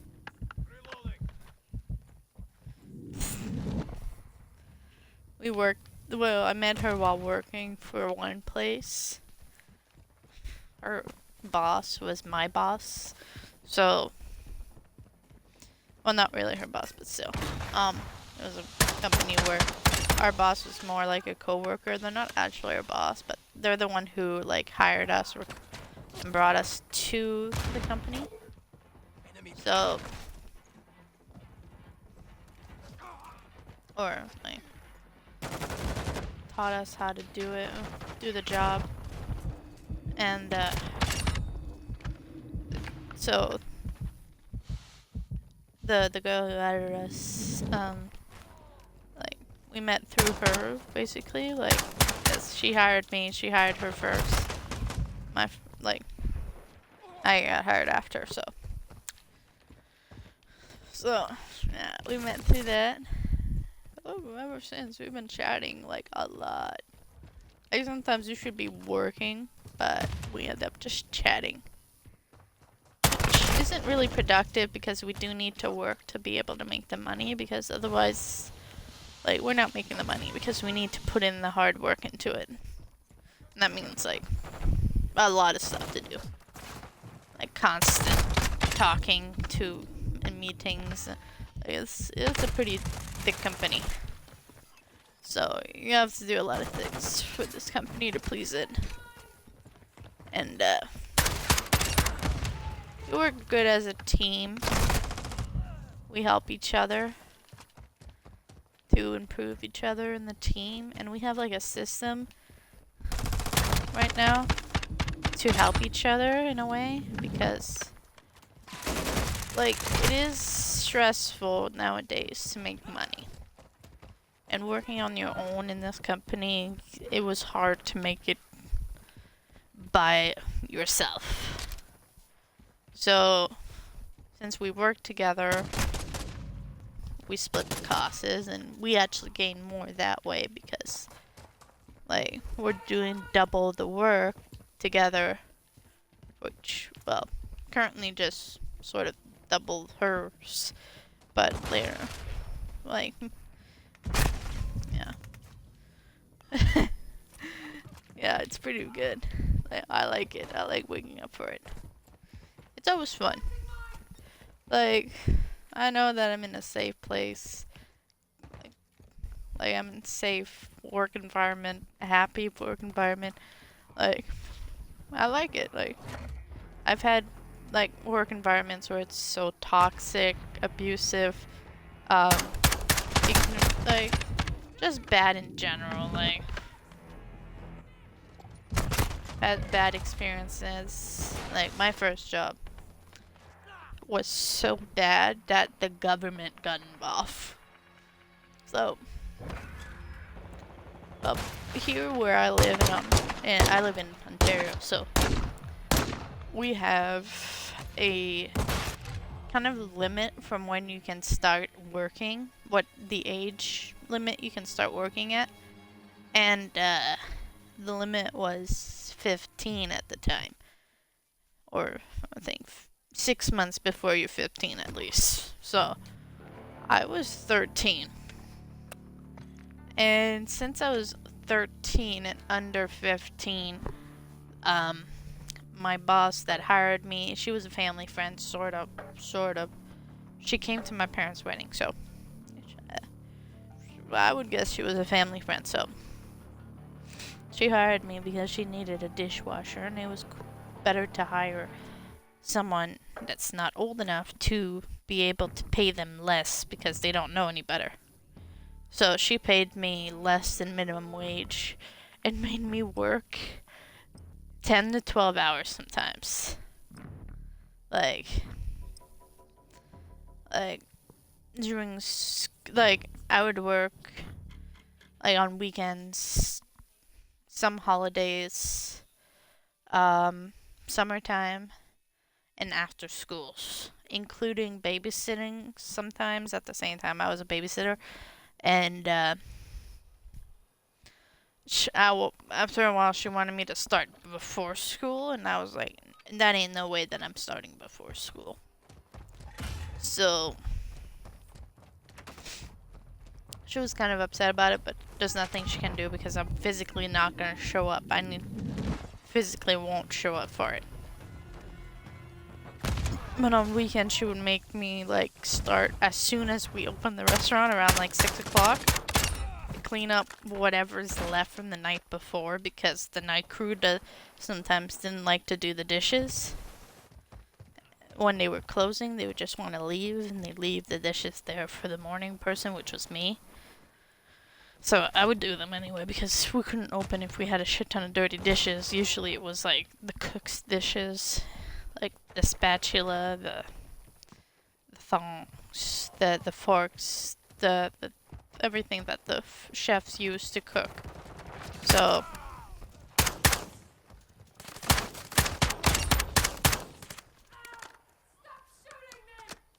oh yeah. Yeah, she like I would have to do that. And since I'm like 5'5", back then well, yeah, I was 5'5" already by that point. So I was short, and the dishwashing station was a little high for me. So, or like pretty high for me. So I would have to like go on my tippy toes to get to the bottom of the fucking sink barrel.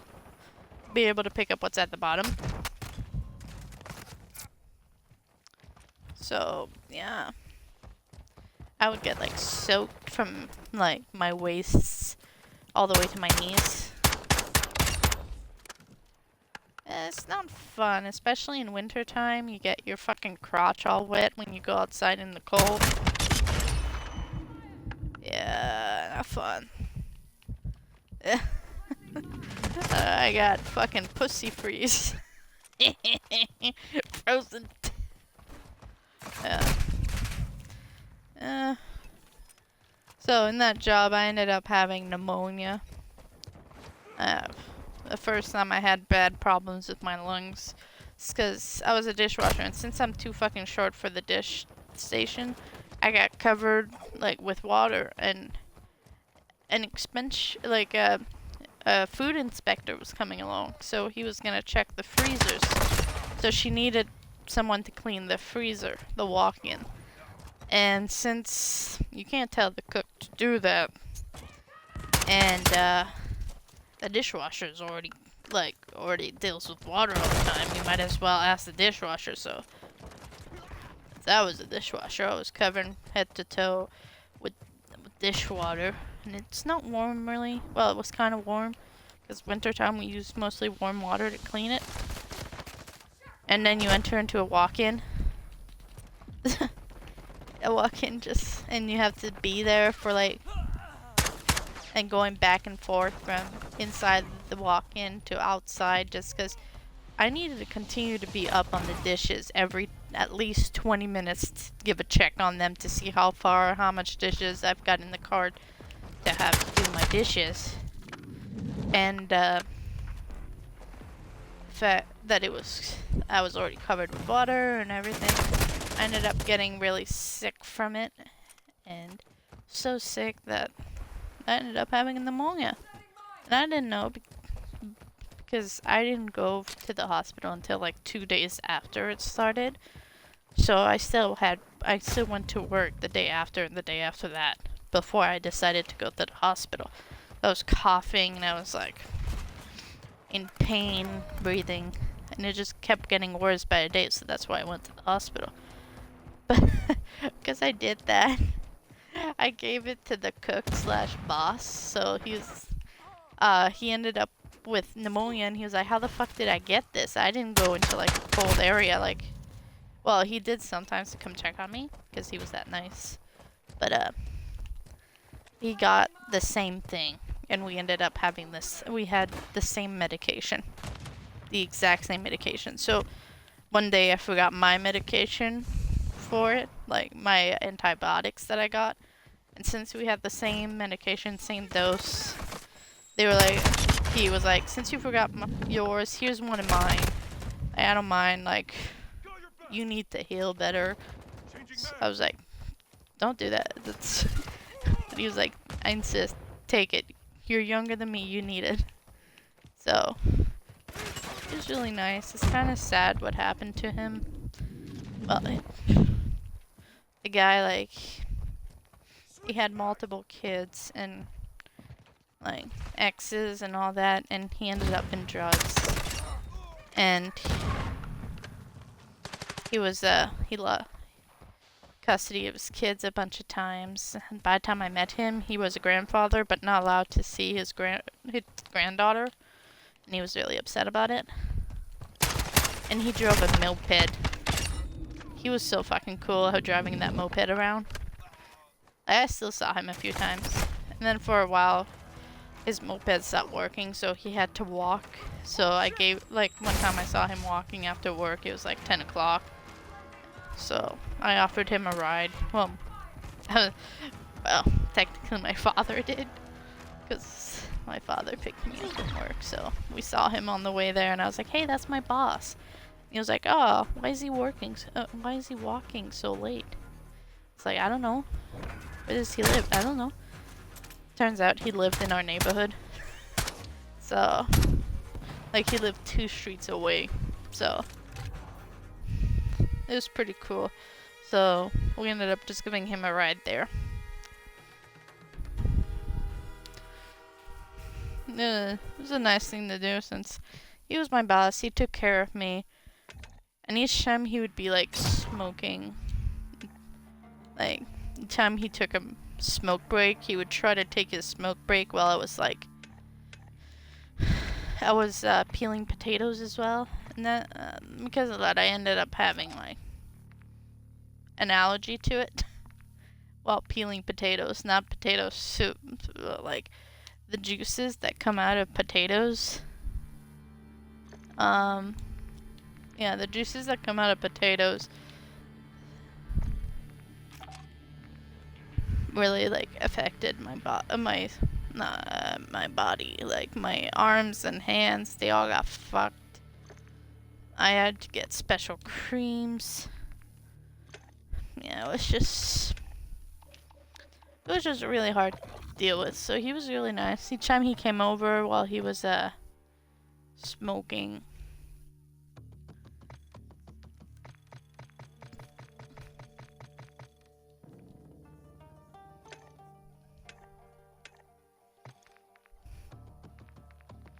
well, it's clearly not there, so what the fuck?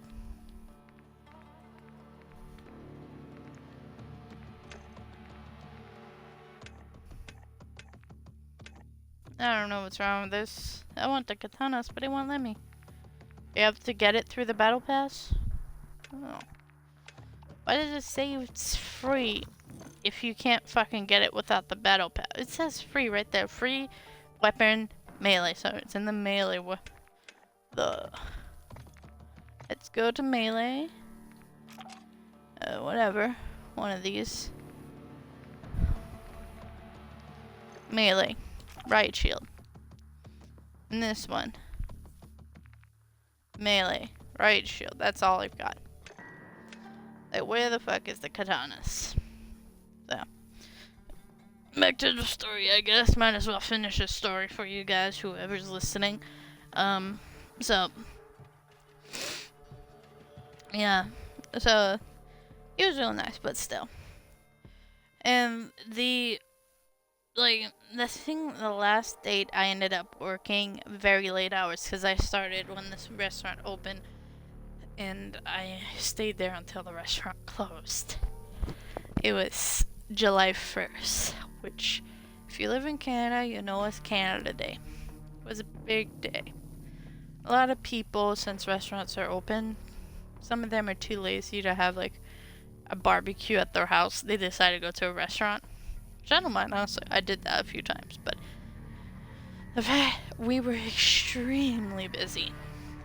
I was constantly going back and forth, and my boss promised me once it comes 12 to 1:30, once the new dishwasher comes in, the second dishwasher at that time comes in, you can go home and enjoy your Canada Day. So 12 o'clock, 1 o'clock rolls around, and the dishwasher's not there. So I'm forced to stay longer because she doesn't want to cover because she's busy doing stuff, and no one else can cover for me. So I'm constantly doing dishes, getting wet. And the guy finally shows up around 2 or 2:30, and he was stoned as shit. He was so stoned and slightly hungover.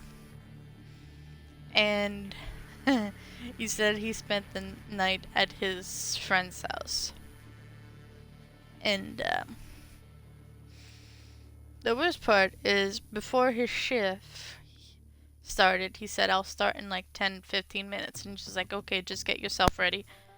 He went outside in the back entrance of the restaurant, pulled out a gigantic ass bong from his backpack, and started fucking smoking weed.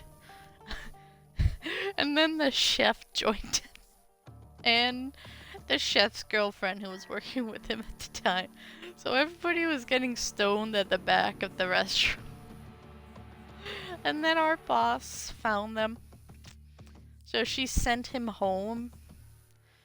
She didn't send the cook and the other one home because she knew they were active pot smokers and she didn't care at that point. But since he was underage, she didn't want to get caught for that. So she said, go home and get rid of that. So, and then she turned back to me and she was like, since things happened with the other dishwasher, you have to stay in longer. My father was outside and he was getting upset, so he had a word with her, my boss, because they're friends. So she said, I'll just keep her until 5 o'clock and things should die down by that point, which they did. So by 5 o'clock I got to leave. So I started at like 6 a.m. and went all the way to 5. And I was 13. Underage, she was paying me illegally under the table, so I was working extra hours because of it. The guy that was working and showed up high, he was, I think, 17, and because of that, he ended up failing his last year of high school. He had to redo it after graduation. Well, fake graduation. They gave him the honor to be at the graduation, but he had to go back. Which happened to a girl in my class because she wanted to drop out to work more because she was working at Domino's Pizza and she was loving it. And she became the manager of it for it. But to become like manager of the one in town, the location she was at, she needed her high school diploma or equivalent. So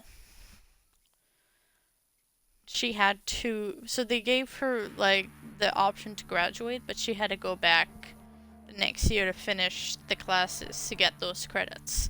And she did show up. She did do it so she can get it. So that was good of her. But still, that guy, he failed. So soon after that, my passport expired. Passport expired. So I had to go change it. The day I went to the passport and busy like place to get it all sorted out, I get a phone call from my boss's phone number at work, and I thought not to answer, but I answered because I was a town away, and if I tell her what's going on, she could wait for me at least an hour before I can come in. So, or I could at least explain to her what I'm doing. So I answered, and it wasn't her. It was a government official lady that came to inspect the restaurant and its workers. And she called me to ask a few questions. She was like, how old are you, miss? And I'm like, I just turned 14. And she's like, what? You just turned 14. I was like, yeah, I just turned 14. Oh, okay. How much do you get paid at this restaurant? And it's like, well, what I'm guessing to be minimum wage. And back then it was like, I don't know, I think 14 something, but she was paying me 11. So she was like, okay, huh? Oh, okay. And then she's like, oh, thank you for that information. When you have time, come to the restaurant. You are quitting right now, by the way. So this is your notice from you. So you're officially quitting. You're going back to the restaurant to pick up your last paycheck. And I was like, this doesn't make sense, okay? But apparently it was real. So what happened is the day I took off to go do that, she had a government official come in. I don't know why. Maybe, I don't know. And the government official found out that she was paying people under the table, and she hired one underage person that was not able to actually work at their age, which was me. So she ended up having to pay a hefty fine for it. So yeah. Yeah, pretty wild, honestly. Like, she ended up having to pay for it. It was a pretty big check. After that, her relationship fell apart. She lost her husband, well, because he divorced her. And then she opened a new restaurant in a new location. Which was weird because she opened it in the old Pizza Hut that went out of business because business sucked in that area. I wouldn't be surprised if her business stops over there. Like, she had some good food there. Like, I don't know what happened to my old boss, if he still works there, but that would be pretty cool to like, talk to him again. He was really nice. He gave some good advice here and there, even though he was stoned half the time. Just frying up some eggs, bacon, and all that. He taught me how to make eggs Benedict, which is apparently a cool recipe. But I don't know how to make the sauce anymore, but I know how to make the poached eggs. He taught me that. And then he taught me how to properly toast a toast. And butter it nicely. Where it's like the butter is even and thin, so the butter melts within the toast, which makes the toast like taste better. So it's like a real nice toast. So I spent time at the front counter, but I was still doing dishes. I did a lot of fucking dishes. I'm glad, but I'm not doing dishes no more, and I don't ever want to again in a restaurant because that was traumatizing enough. I ended up days crying, being like also getting sick and all that, and being yelled at for just trying to do the dishes. I got yelled at for being covered in water. It's like, I'm sorry, I'm too short. I have to go on my tippy toes to be able to like get to the bottom. And when you do that and you have plates in there, you're moving and splashing the water that it goes over and it splashes like. But she was like, no excuse. Well, I was also chubby, so that didn't help because each time I would have to go on my tippy toes, I was like right against the sink like ledge. So each time the water would go side to side and rock, it would go over the ledge and right into my clothes or on me. She was like thin, like she was twigs thin, so it was easy for her not to get wet on her tippy toes. She was like a few inches away from the sink, so when the water would splash, it would like go in front of her instead of on her. So, lucky for her. Yeah. But I don't think I'll ever work in a restaurant again. The amount of fucking like mental, physical, confidence crushing experiences I've had in a restaurant setting is just horrible. Like, the first one, the dishwasher job sucked. And then when I worked at Wendy's, I got made fun of by my coworkers because I was fatter. I was chubby. And, like, I was having troubles going fast because there was so many orders and they would get pissed off at me. And I'm like, so they put me at the drive-thru, but I could count. So I couldn't count well, and I couldn't take orders. And like my shoes were really fucking uncomfortable, the shoes I started off with. So they got mad at me when there was nobody in the drive-thru. Like, all I had to do is stand there and wait for someone to go in the drive-thru to collect their cash. That's it. And since I had nothing else to do and there was nobody there and there was a camera that I could check if there was people coming, I decided to sit down, on the floor to give my feet a rest, but they caught me in there on the floor and they were like, "What the fuck are you doing on the floor?" It's like, my feet are in pain. When I took off my shoes and when I got home, my feet were bright red. They were throbbing. They were like swelling up and they were in pain. That's because I gained a lot of weight because of COVID. This was like soon after COVID started or sort of ended, where we were allowed to go in public, but we still had to wear masks. So I was wearing my mask at work and all that, but I gained a lot of weight because I got really lazy. And it was just horrible. I hated it. And it didn't help that there was such much good food that I just felt like I had to have lunch there, so I'd constantly order food all the time at my lunchtime, like order french fries, a burger, chicken nuggets. It didn't help with my weight problems that I already had, and sometimes I would go to work with chest pains and all that because I was so fat. So yeah, it wasn't fun, honestly. But I worked there as long as I could until they decided to just plain up fire me and tell me never to show up again. Except for like if I was like a client, like buying food. So it's like, okay, whatever. So, thank you. I actually thanked them because I actually like had no confidence. I felt like crap all the time. The coworkers, some of them were really nice, but the ones who were nice got quickly fired after that for being too nice. Like one of them, like I was chatting with her for like bandages and how they're itchy because I had like an injury back there back then, and I was wearing bandages and I didn't know that I was starting to get an allergy to like the adhesive on bandages, and she saw my arm with my bandage and she noticed, hey, is that itchy? Because she saw how red and swollen it was.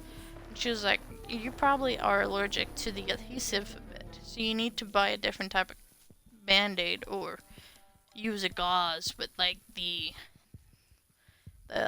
tape without the specific type adhesive. So I took her word for it, but then she got fired because she was too nice. Like, it's cruel. She took a few minutes to care for her coworker, to make sure her coworker was doing well and everything, and they fired her for it. Like, that's just horrible. Like, who had, like, I don't know who the fuck did that, but they should regret it. Man, she was really nice. There was a few nice ones, but when we started all being nice, they opened a new store in a new like location in our town. So they were like, since you guys are already trained, you guys are gonna go working there, and the other ones are gonna stay here. So they gave a list and they said, you're gonna be there, you're gonna be there. So we started working, and they split everybody else that were remotely friendly to each other, and the people that are not friendly to each other, like, they would work together. So kind of was a terrible dynamic. There was skinny teenage girls around my age, and they would just laugh at me because they would be like, look at her. It's like, yeah, look at you. You're 16 working at a Wendy's. In 6 months, if you keep working here, your face ain't gonna be that beautiful. You're gonna end up looking like me if you stay here, which in most cases, that's true. No offense. Like, you see, when you go to a McDonald's, you know somebody's new to the people who's been there for more than a few months. You just look at their face and wait. Because when you work in a fast food restaurant, you don't bring your own lunch. You buy there. So, all that grease piles on, gives you pimples, it gives you fucking fat, and yeah. Yeah, I worked at Wendy's. I worked at a bank. That's just, I didn't really like working at the bank because I was at a bank where a lot of people didn't like the services. Imagine, remember how you, like, if you have any problems at your bank, you're upset, you're pissed off, you call the customer service line, you act like a total asshole. On the other line, it's an actual fucking person. So you're yelling at this person because of something that the bank system did, and you're putting out all your frustrations and all that. And yeah, I couldn't handle that, being the person on the line receiving it. Like, I've been the person who's given it to my bank's customer service, but they kind of deserve it a little bit. The bank where I was at RBC a few weeks ago. Calling them is like impossible. Getting a hold of somebody is impossible. Like, if you ever had to call RBC customer service, you know it takes over an hour to get someone, and they even tell you wait is 1 hour and 30 minutes sometimes. So they're like, if you want to keep your place in line, you can press this number and we'll call you back to your phone number. So you do that, okay? And so I do that. They call back. You're immediately placed on hold, and they say the wait is 1 hour and 30 minutes.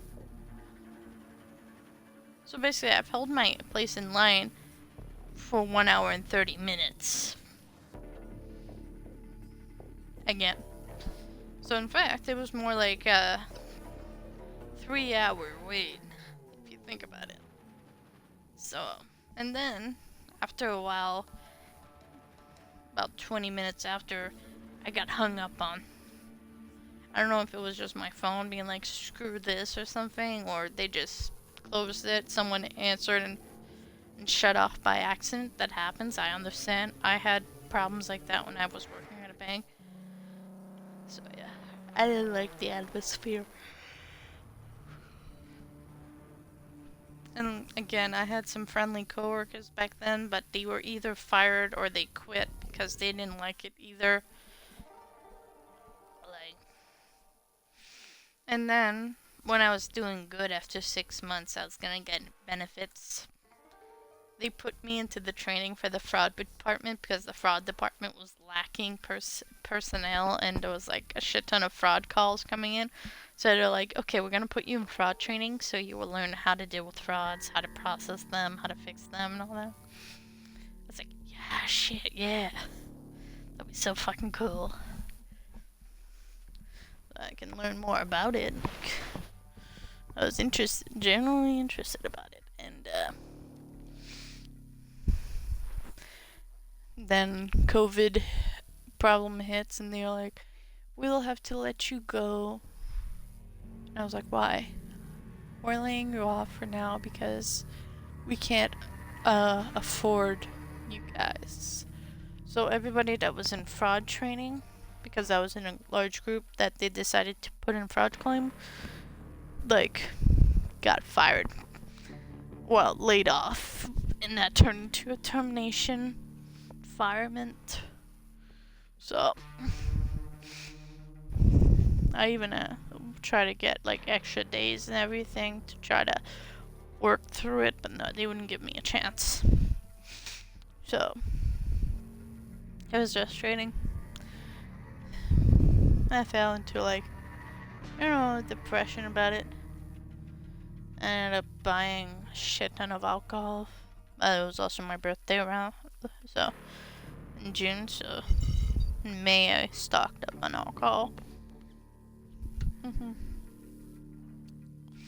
So, yeah, but I didn't drink till June. But still. Took me 6 months to find a decent place. Found a decent place-ish. Pretty profitable. Everything seemed great about it. Like, they were advertising as a get rich soon. Not quick, but soon. And they were like advertising, it's like, quit your job forget everything you learned from your other place. Here you're gonna make it. I'm like, okay. So yeah, that's when I started from where I am sort of with now. It's a little different now that I've been there for more than 6 months. It's not actually like that from what they said. It's not really get rich soon. It's not, and you shouldn't forget what you got, like any backgrounds, and I don't recommend if you start this job to quit your day job. No, it's not worth it for at least like the first year or so until you can make decent credibility for yourself, a great clientele, and you get yourself like stable with it. It usually takes within a year. So yeah, but I'm still working with them because now I got a new contract with my coworker, which does benefit me a lot, but it also benefits her as well because she's got a lot of stuff on her plate, and I like to help her because I feel a little bit bad for her, and I want to help out because I like helping out people who are struggling. I always wanted to, like my father. Growing up, I always imagined my dad some type of hero, and I remember the times where he had friends with children or just friends in general that they were struggling financially. They were struggling because of custody stuff, or they were struggling for something and they needed help. And he would help them out, like in a way or another that may not seem like to a lot of people as definitely helpful, but to them it was. He would offer them rides. He would take them somewhere that they needed.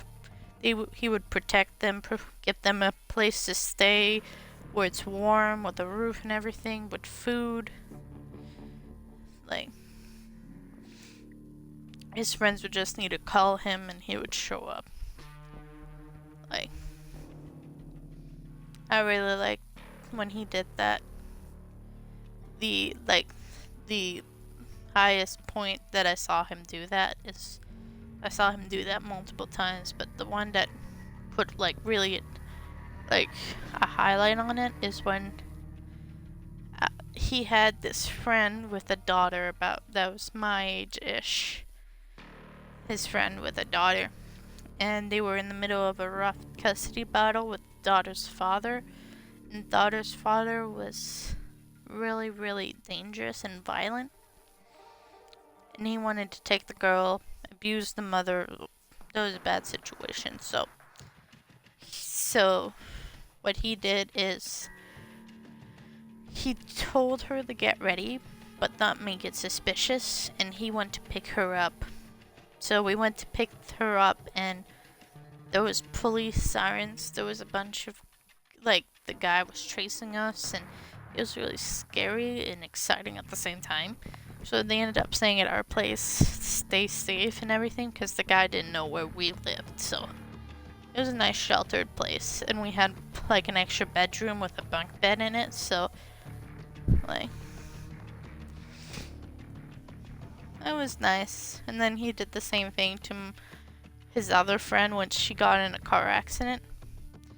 She got in a bad car accident. She backed up. She rear-ended a truck, a cement truck, I think, on the highway in Montreal. So he went to go pick her up, go check out her car. The car was totaled, I think. So since she had to travel the most for work, because she had to drive at least an hour back and forth for work, and his job was like 2 streets away from our house, and he was like, okay, I'll give you my car for the time being. Once you get your new car, I'll take back my car. So he was really nice. Like back then, and like I thought he was a hero type. Like, he did everything. He sacrificed a lot of things. Even when he was sick, he tried to do a lot of things. My father was sick for 2 years, and he still tried to make it seem like he wasn't. I didn't really know. But I remember him being in his bed a lot. And I didn't know why. I just thought, like, he was tired. That was normal. But turns out he was dealing with something. He was really upset about it, and he was actually sort of depressed. So. But he still tried to make it like it wasn't there. We'd go out once in a while to go do fun stuff. Back then, things were pretty cheap. So we could afford it on the low amount of money we were getting in. Since he didn't have somebody helping him out with me, especially my mother not being in the picture, so he did everything. There was times where he got money from his job to go get himself a new uniform, and we stopped by this shop and I saw this beautiful dress. I was a child, and I saw this beautiful dress with a purse. And he knew he had to buy a uniform with that money, but he didn't want me to get upset that he didn't get it for me. So instead of getting himself new uniform clothes, he decided to buy me the dress. Which was kind of a bad idea because green is not my favorite color and I end up not wearing it much. I feel bad for that now, but I don't know. So, we ended up giving that dress to my stepmother's cousin's daughter in Mississauga. She received the dress. She looked better in it than me. I didn't use it that much. It was still super shiny. It was made out of silk. It had embroidered flowers on it. And it came with a tiny little silk purse and embroidered flowers on it. Oh, it was so cute. I didn't wear it much. I think I wore it for a picture and that's it. I was more of a tomboy. I still remember when I left being a tomboy. I would wear jeans all the time, shorts. There's times where I would be a girly girl, but there was time where I would be a boy. And I kind of am the same way nowadays. So I was not, I identify as a girl, but sometimes I act like a tomboy or a guy. And I'm like, pretending to be a guy or something. And I've been doing that since I was a kid. So, yeah, my dad was so cool back then. When we moved to Ontario, he was like that for a bit. But then it shifted. And he didn't do much after that. I think when I hit I was 8 years old when I noticed he wasn't being that guy anymore. He was letting people walk over him, letting the best of him go away, being that was the first time I saw him waste away, sort of. And I kind of had less faith in him because he let me get mentally, emotionally, abused, pretty much. But, well, yeah. And slightly, physically, but lightly. But, he didn't really do anything to stop it. Sometimes he would encourage it. Because he was convinced I was acting bad. I was treating bad. But I was only doing that because that's all I've seen from them. It's what I've learned. And I just didn't feel like doing it because I knew if I did it wrong, it would be worse. So, it didn't get worse through high school, honestly. After high school, it changed though. He's starting to get back to it. Sometimes I see it and sometimes I don't. That guy my dad that I saw when I was a kid, that would help out, be the hero to people.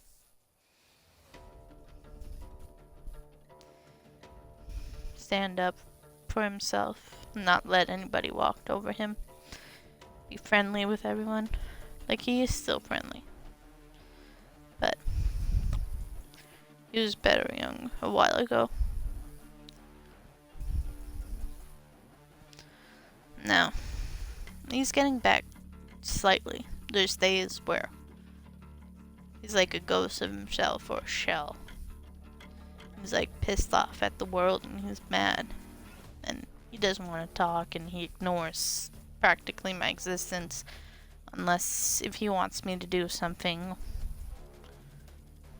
or tell me something or yell at me or something. Yeah. And then there's days where he stands up for himself. He tries to help out people. And he tries to stand up for me. Which is good because I needed that. I'm struggling financially. It's gonna hit me emotionally and mentally. And especially that I've stopped my medication for it. It's not gonna be worse because I had to do it cold turkey. Yeah. I lost all of my meds. Well, my antidepressants. So, when you do those cold turkey, apparently you get secondary effects and they're not fucking good. You get more suicidal thoughts again and the urge to cut. The urge to take a shit ton of substances and try to mix them together and hopefully you go pass out or in a coma and you wish you die. Yeah. It's not fun. It just feels like my high school days. I'm in like in a darkened place where everything's getting darker. My vision's like shrinking darker, which isn't fun. But I'm managing it as much as I can. Establishing a routine. Staying around people who make me happy and confident, like my coworker. If she's here, thank you. You mean a lot. Especially, your kid too. He's really nice too. Your kid too is nice. So yeah, you guys mean a lot. You're really nice. Can't wait to see you guys one day. Instead of looking at through Zoom. Because you can't, you can have a good connection with someone over Zoom, but it's not as good as being in physical form. Like giving a hug. Being close to each other. Having a private conversation that's not on Zoom and like the fear of somebody recording that or Zoom recording it somehow. Oh.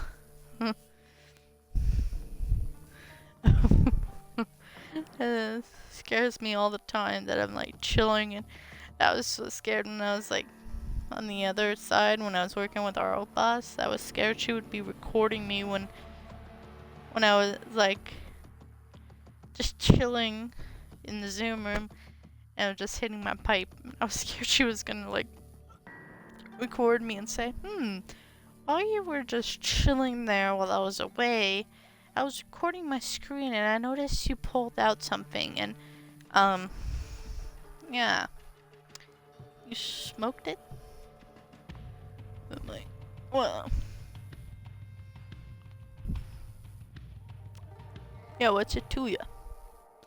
But, after a while, that was mostly towards the start of it. After a while, I noticed she was smoking herself on Zoom. She wouldn't even notice sometimes that I was there. She was just having her vape there, and it's like, you vape? It's like, yeah. So, yeah. She was nice for a while. My new coworker, my coworker that I'm working with right now, she's epic. I love her. Well, like, she's amazing. She makes me feel happy, gives me confidence. Like, I've never had so much confidence in my life before, or felt this happy by just showing up at work. So, Or just, yeah. Like, I'm in a happy mood that I wish it never goes. It doesn't have, like, a negative side to it, like how I used to have friendships. Like, I had friendships where I felt like I would be generally happy, but in fact I wasn't. I was just scared if I wasn't that something bad would happen. And I know it's gonna fuck up everything, and then we'll be in a toxic fucking cycle. But with her, I don't feel like that. It's genuine, and like, there might be things that are off topic, but I'm pretty sure she'll mention it to me if we ever go, and she'll go over it pretty nicely. So, I really like her. I hope everything goes well, like, with what we're doing, so I don't need to find a better job, hopefully, or get something that takes more hours, pays more probably. Well, I would if I had to, but I'm really hoping not to, because,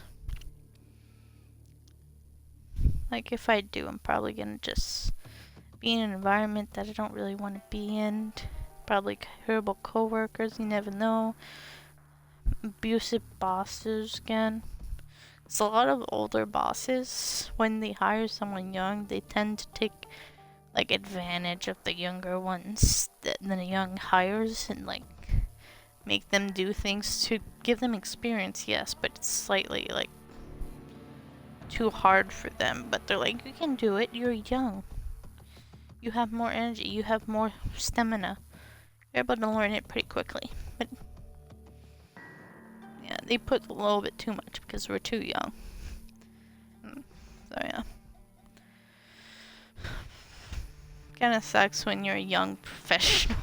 Instead of being in fucking university or college, I'm a young professional. Like, I'm a natural one. Like, I have a license to sell stuff.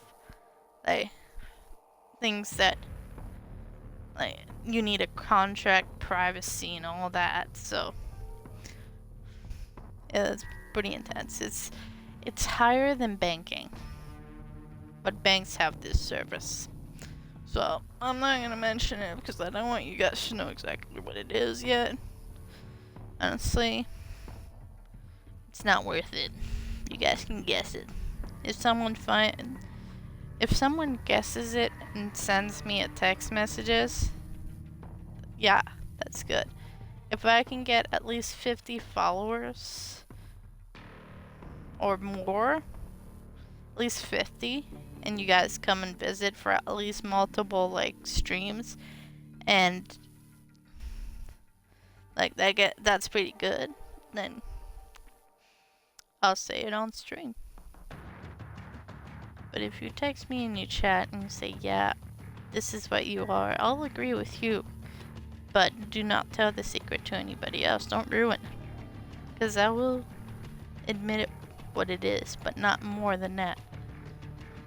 When I have 50 followers and you guys are all watching, share it to your friends. Share it to anybody you like to join. Make sure you add as many people that, and make them add people, share it to other people as well. They're friends, and whoever wants to watch it. Make it grow like vines or something. Like, make it grow like millions of ways. If I can get like a decent thing out of this, like, I will tell you. But from the few guesses, some people might get it right. Honestly, I know one person knows what it is because she watches this and she's works with me. So, you know, but don't give it out. Don't give it out. Shh. You don't want them to know where we work.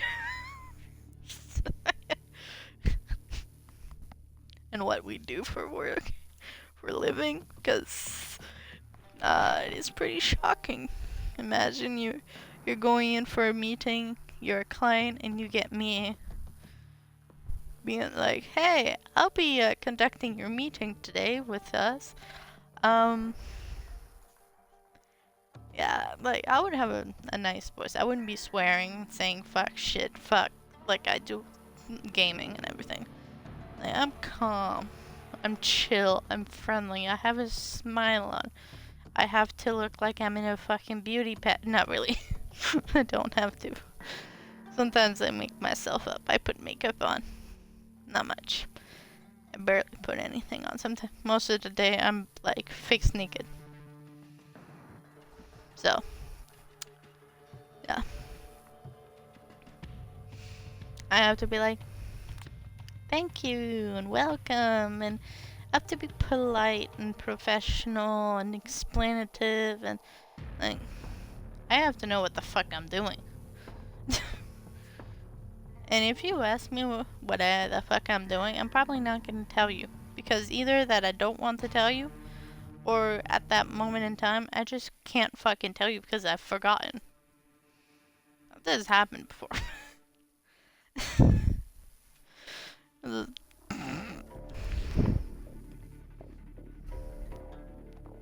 don't forget what it is.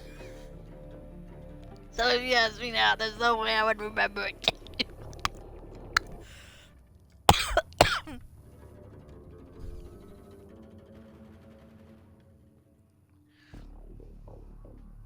You can't tell.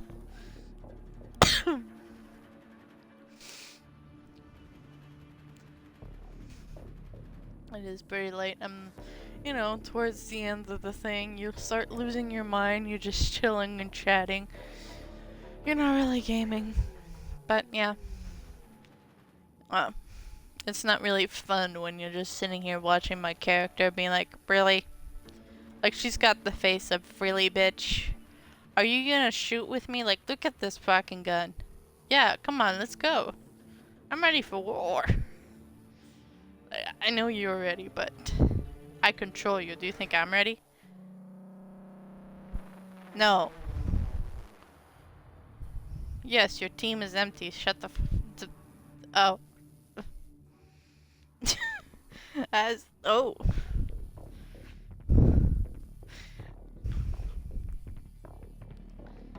Yeah, what do you think you can improve on the gun, bitch? Nothing? Yeah. Yeah, you agree with that? Yeah, because I'm the fucking creator. I'm the fucking controller. I know how to fucking play it. You just have to keep dying. Uh-huh. Yeah, that's the only thing to protect you, okay? That whimsy gun that you can see sort of through it. Oh, no way.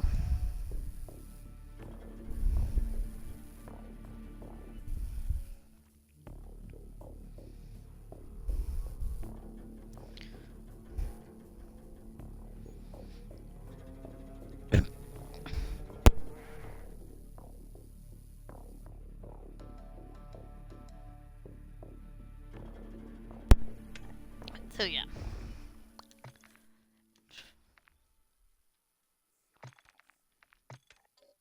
Maybe if I upgrade, like, I don't know, this. Oh, I can tune it now. Oh, yeah. Definitely, definitely. There we go. I can tune it now. Shit, yeah. What helps with a better damage range? Oh, accuracy? Recoil control, damage range. It's got less obstacles with that one. Melee damage, melee. Oh. Choke.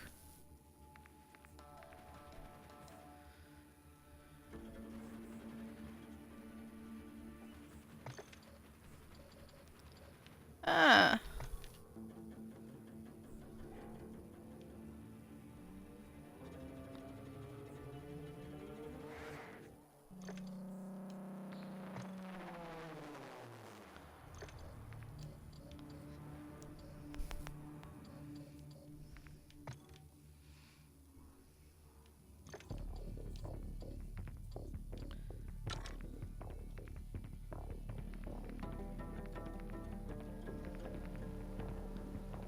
Is it worth it? No, yes, no, no, yeah, I don't know. I can't make a decision with that. This actually helps with fire things, so.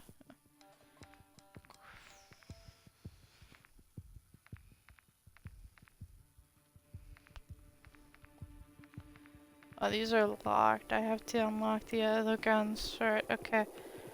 Okay,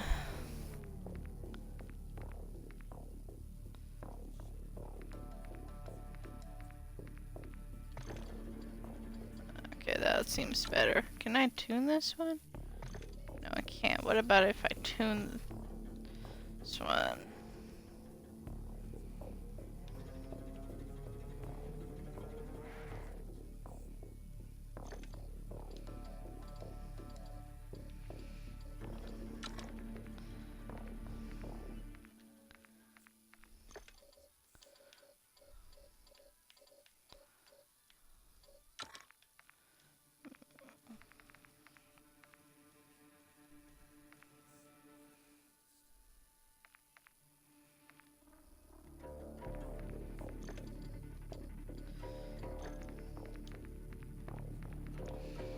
I'm gonna give it one more try with that.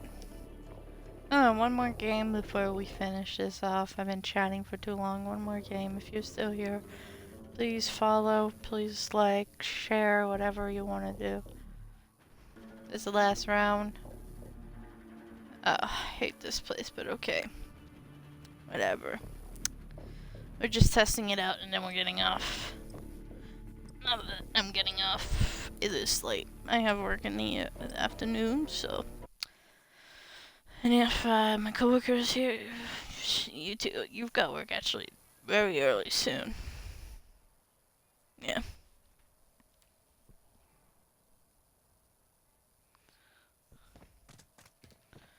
Yeah. I don't know who's. It won't tell me who else here exactly, so.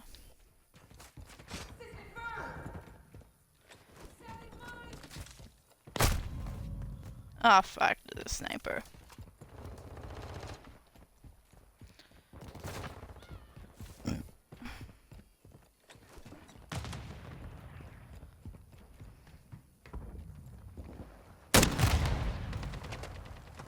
What the fuck?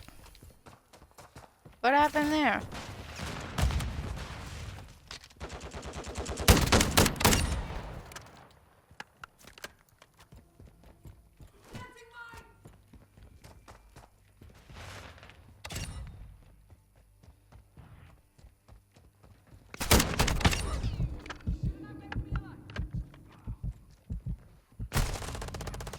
Oh fuck. Oh, that's pretty helpful, honestly.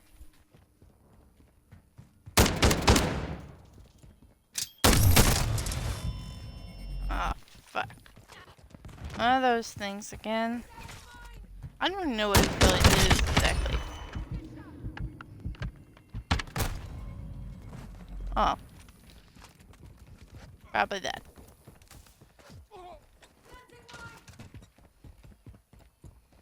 I don't know what it ended up. Hopefully it's hidden enough that they don't blow it up before they get to it. What the fuck?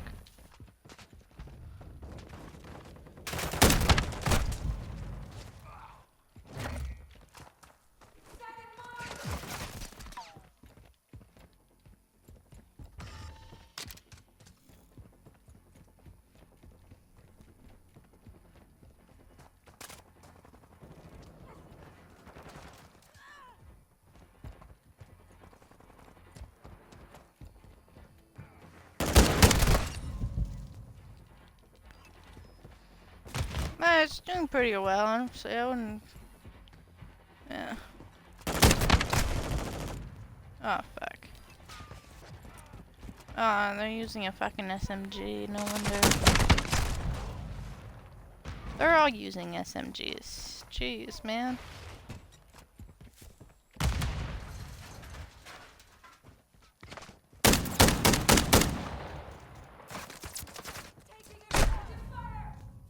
Oh, you were waiting for me, bitch.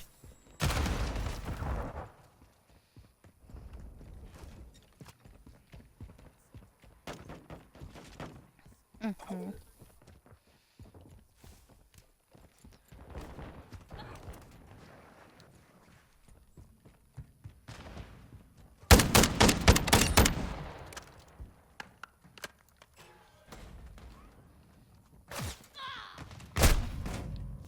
Oh, fuck.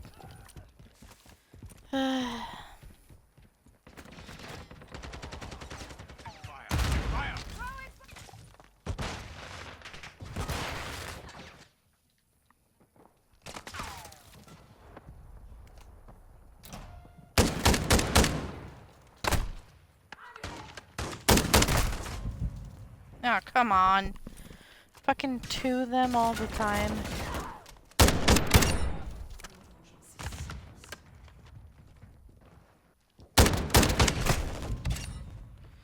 There's always two of them. God damn.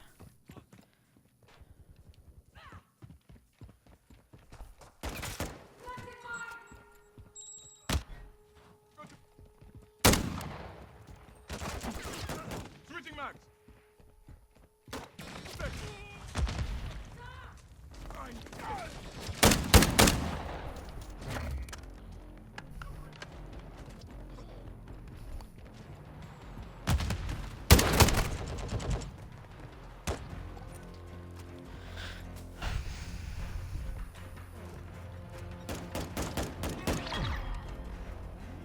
That's okay, I guess. It's not the best, but I most likely will edit that muzzle again tomorrow. I only promise one more. This was last of the night. I can't fucking like concentrate properly. That's how shitty I get. I just oh.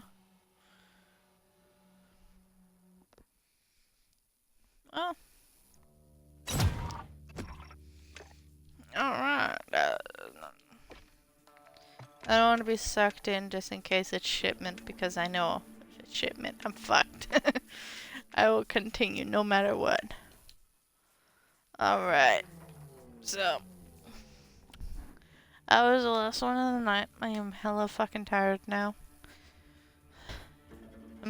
Oh, mostly because I ate a shit ton of food. I started off with grilled cheeses, french fries, pizza, and french fries again, but I had 2 types of french fries. So, I don't know, I got a lot of french fries in me right now. I feel like I've got a french fries baby at this point. Baby. Just needing to, like, get it passed and everything.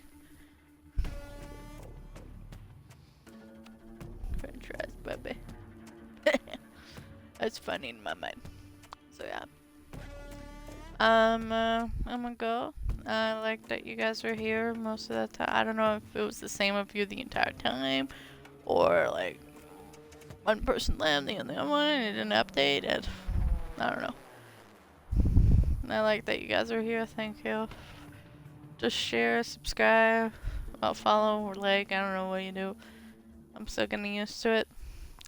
I found out how to save past videos, so if you want to rewatch certain things and everything, you can go back and rewatch. The video on demand stuff will be there for a few days, and I'll figure out a way how to download it and post it onto my YouTube. So you can follow me on my YouTube. Username is my username. Just switch the 6 and the 28 around. So like my Xbox username. Like, what is it? Where's my username? Yeah, I don't know. Where's my, yeah, this one. My username's right there. But that's my YouTube username as well. If you guys want to see it there, I will. But when I figure it out within the 7 days, I'll post it there. I'll do this more regularly. Hopefully I'll have time for it. Well, for now, I seem like I do. And I like it. Like I said, I've got a great job with a great coworker that helps me out in more ways than one. Well, helps me working, gives me confidence, and helps me boost up my Twitch.